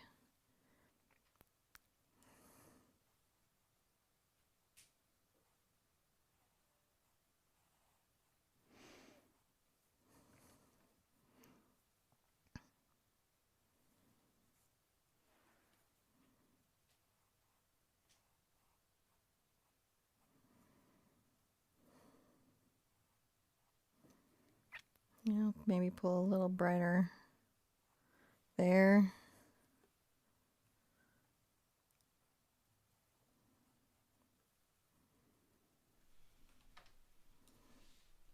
Now, if you had a Simply Simmons number 4 round, would it be You'd be suitable? just fine. You'd be okay. You just want a round that gives you a nice point. I'm adding some white to the center of that iris.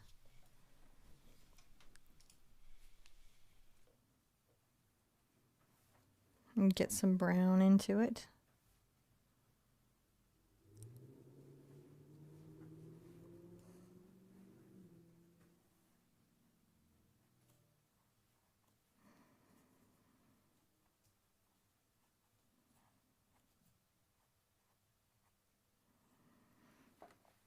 Okay, we're doing pretty good. Not terrible. We're going to dry it and we're going to come back and do some work in our dark lining. All right. So yeah, we're just going to add some darker lines next, I guess. So, I don't know. Seems pretty cool. Yeah, you can pretty much use any brush that you have that's the same approximate size and dimensions. And, sometimes the bristles will make a difference in how it holds the paint or it lays the paint down. And those are things that you can experiment with yourself at home on. Before you get into this, just use a scratch piece of surface and test some of those brush strokes if you think you have a little difference. And you'll probably find something that's pretty close to what you're looking for there. So, now you're ready for a step? We're ready for a step. Okay. Let's do some dark lining work. We're going to take some red and phthalo blue and ultramarine blue. We're going to make our very dark colors. We're going to use our round brush.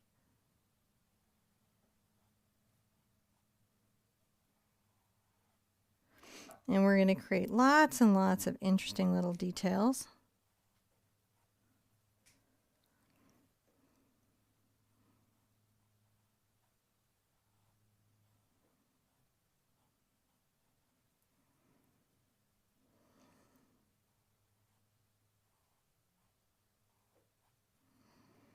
Lots and lots of interesting little details.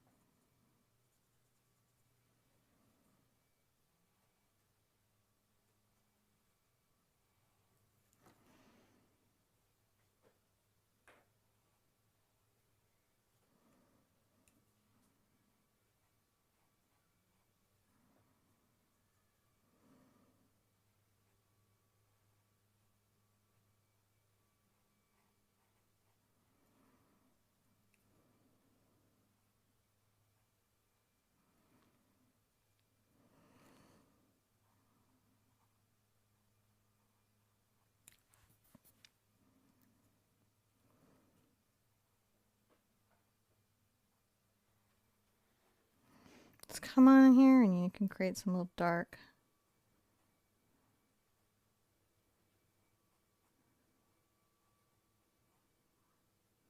You can fold petals, you can curl petals.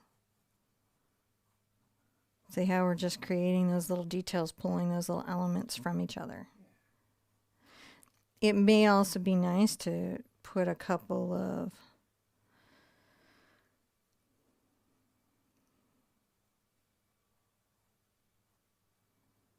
blades of grass directly in front. Well, the leaves. Because they would cross in front, wouldn't they?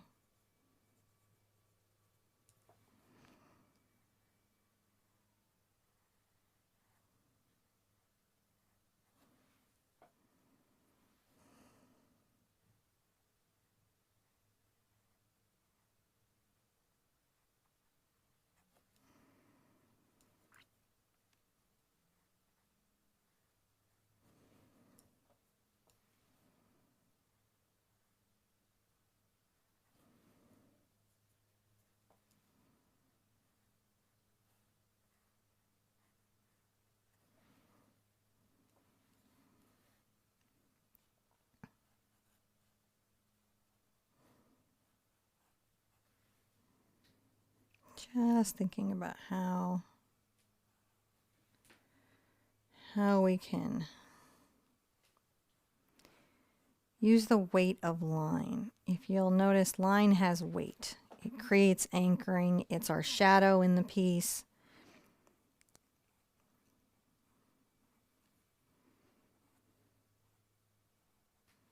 Where we need to pull space apart and really talk about some things in a certain way.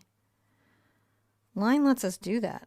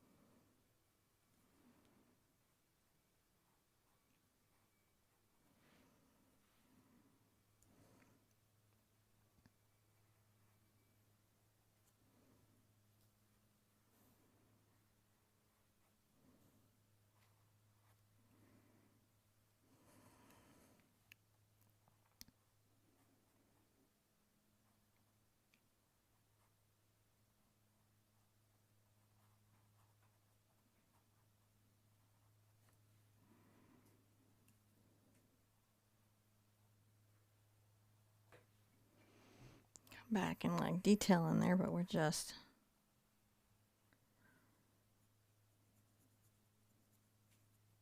phthalo blue, cad red maybe for just a second, just to really darken it.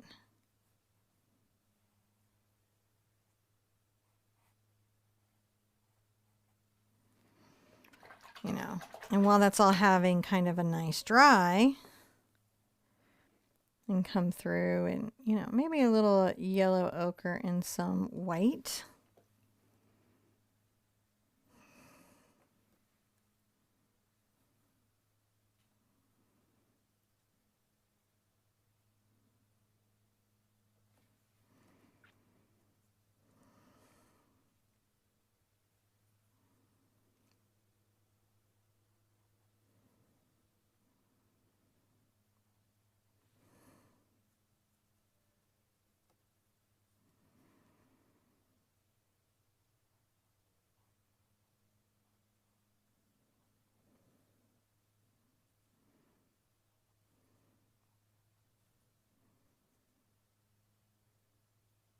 Little cad yellow and white.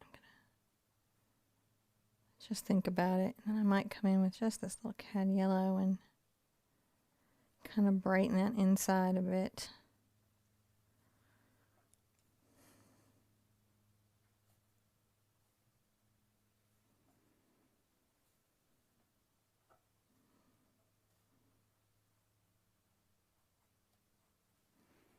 Adding some of these little colors and kind of bringing them out. Tucking them in here and there. It just starts to pop, doesn't it? Really does. I can take my phthalo blue and my phthalo green and a little bit of cad yellow and kind of get another blue involved.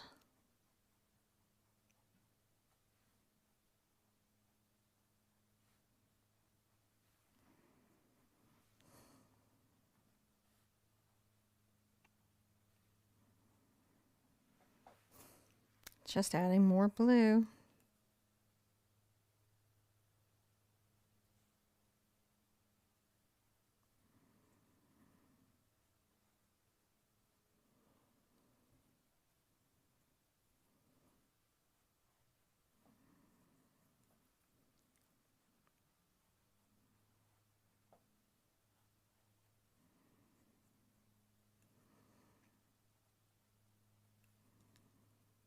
Maybe a little more white on that.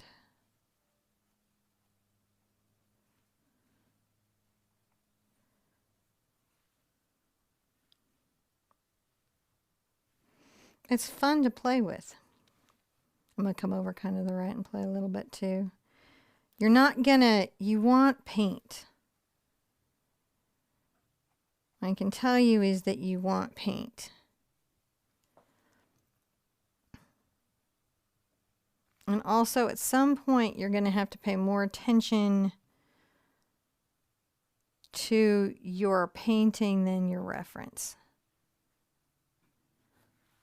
What you have here should become more important to you.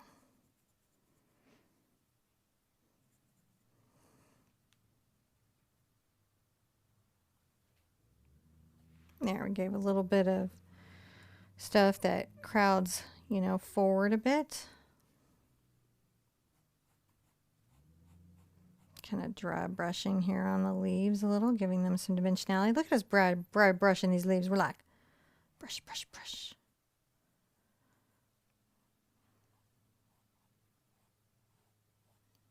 Giving them some thought.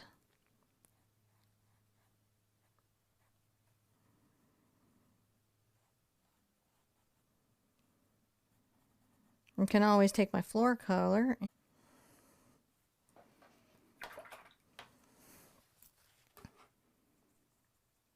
My background, which is just my brown and white, I can kind of come in and anywhere that I want to just pop a little, like it's peeking through, I can do that.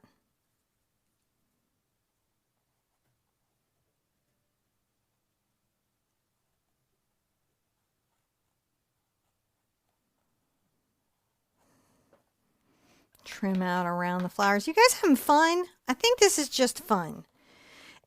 Here's what. It's a good way to practice getting out of your own head, because it's easy to, when I'm taking some yellow and kissing some areas, it's easy to want to get in your own head.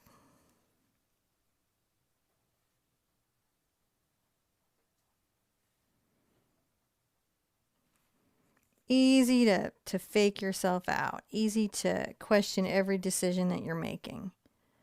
And one of the reasons is because when you paint behind somebody that's really good, and that's me, you know, anyone I know, right? When you paint behind somebody that's just really good, you will question every decision you're making in your own canvas as not as valid, right? And I mean, you know, I get it, and because they are masters, and that is still true. But this is your canvas. And learning from them, while a total privilege, I'm going to bring in some, right? Still doesn't mean that you should be erased in that journey.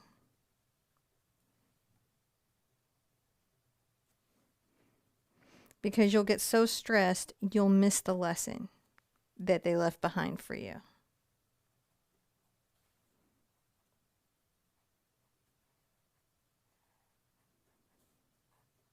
And you don't want to miss the lesson.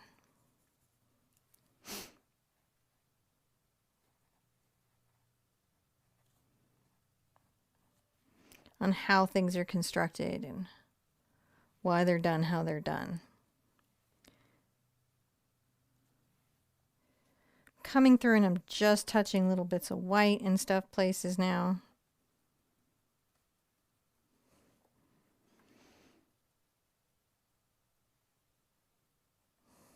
See how it just pulls and creates values and flows.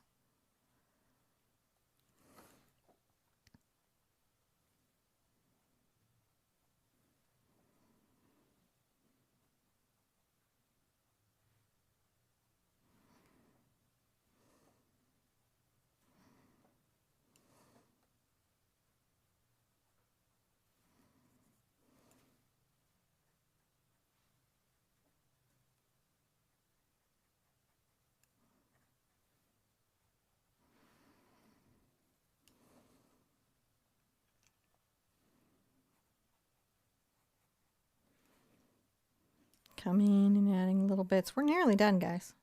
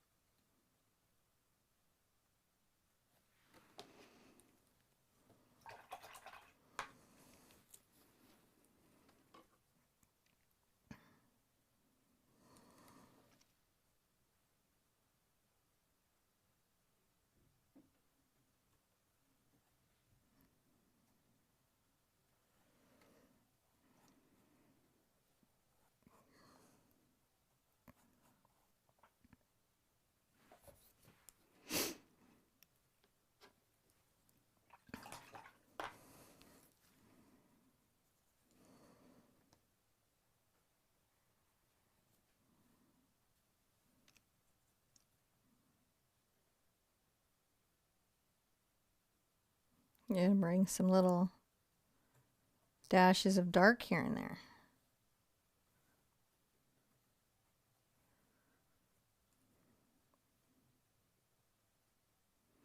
That's sort of fun. Add some dimensionality.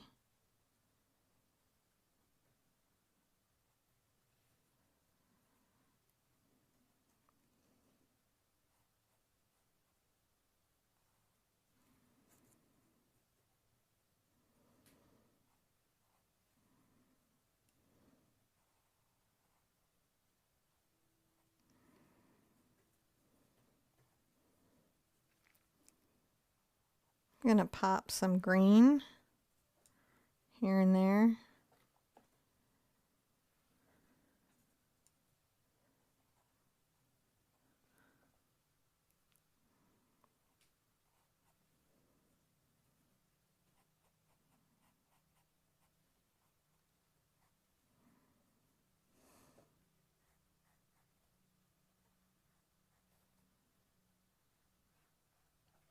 All right. I feel like we've got the gist. That's pretty amazing. I feel like we got the gist.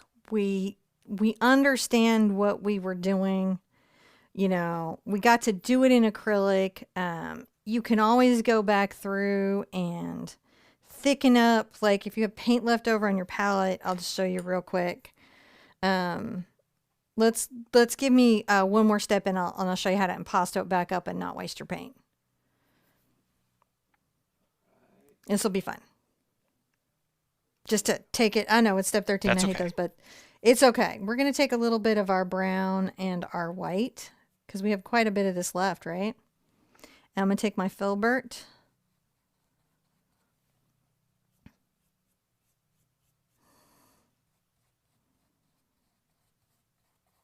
And I can use up a lot of my paint that's left over, right? If I put out too much.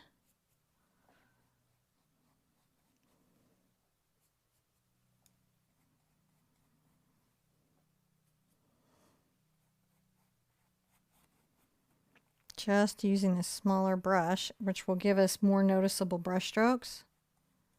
And see how I'm putting it out where you can really see them.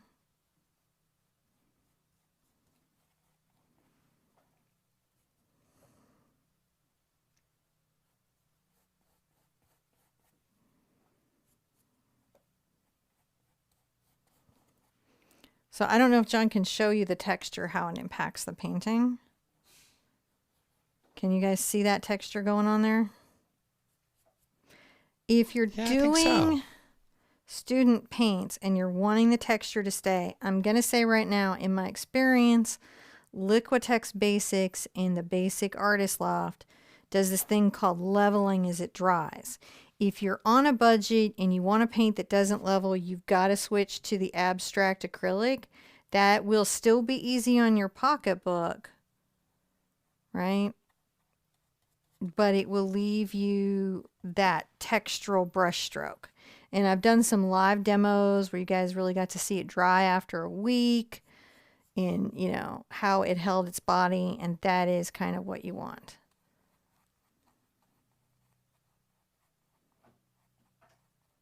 See how we're just adding that.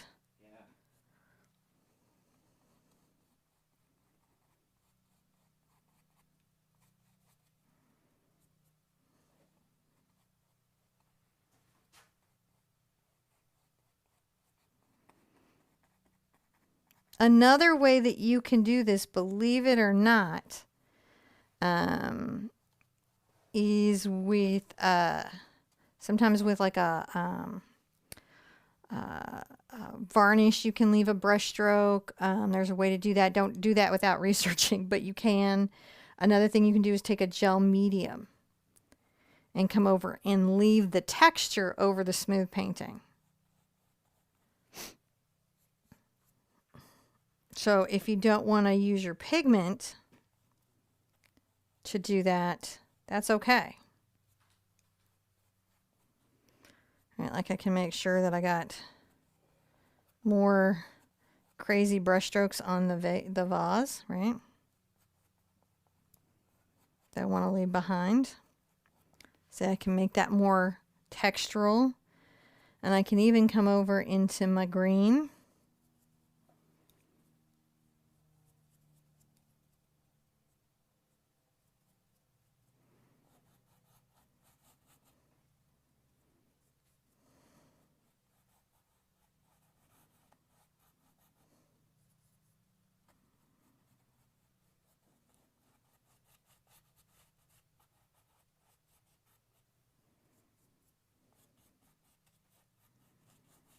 See how we're making that even more painterly.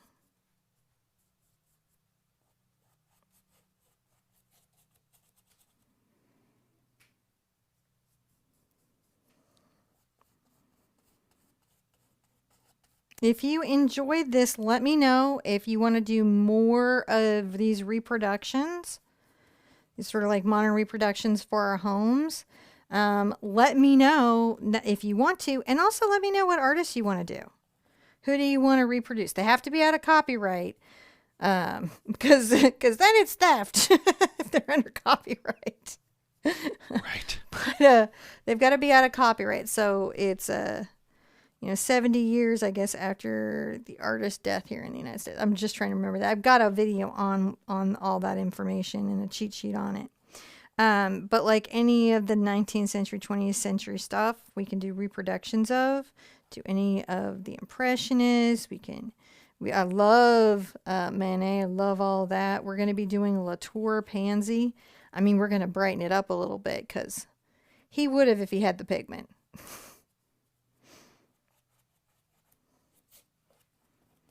Now look at how textural and look at that. You just don't even know you're going to get there till you get there, do you? And it just feels like you're not, and then you do, and that's the best. Can you use a texture paste?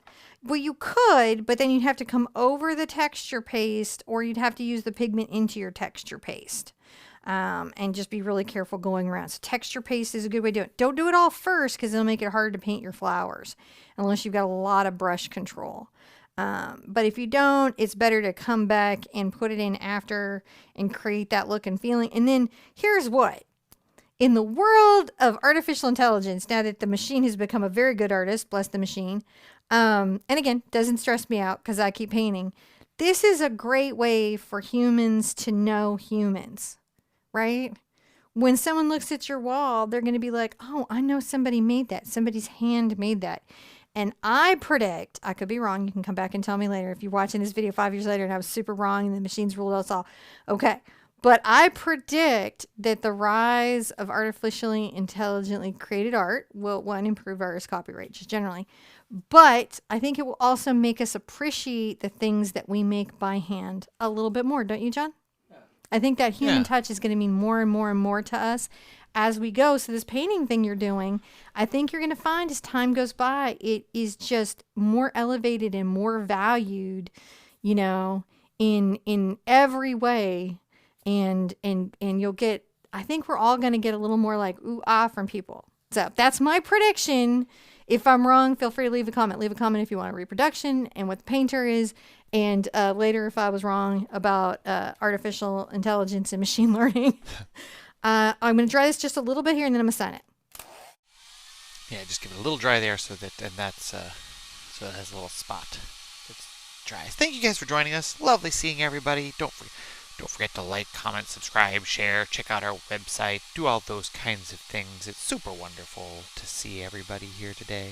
Really do love all you guys and being here with you and all this stuff. It just means the world to us. So thank you for making it possible by hanging out with us.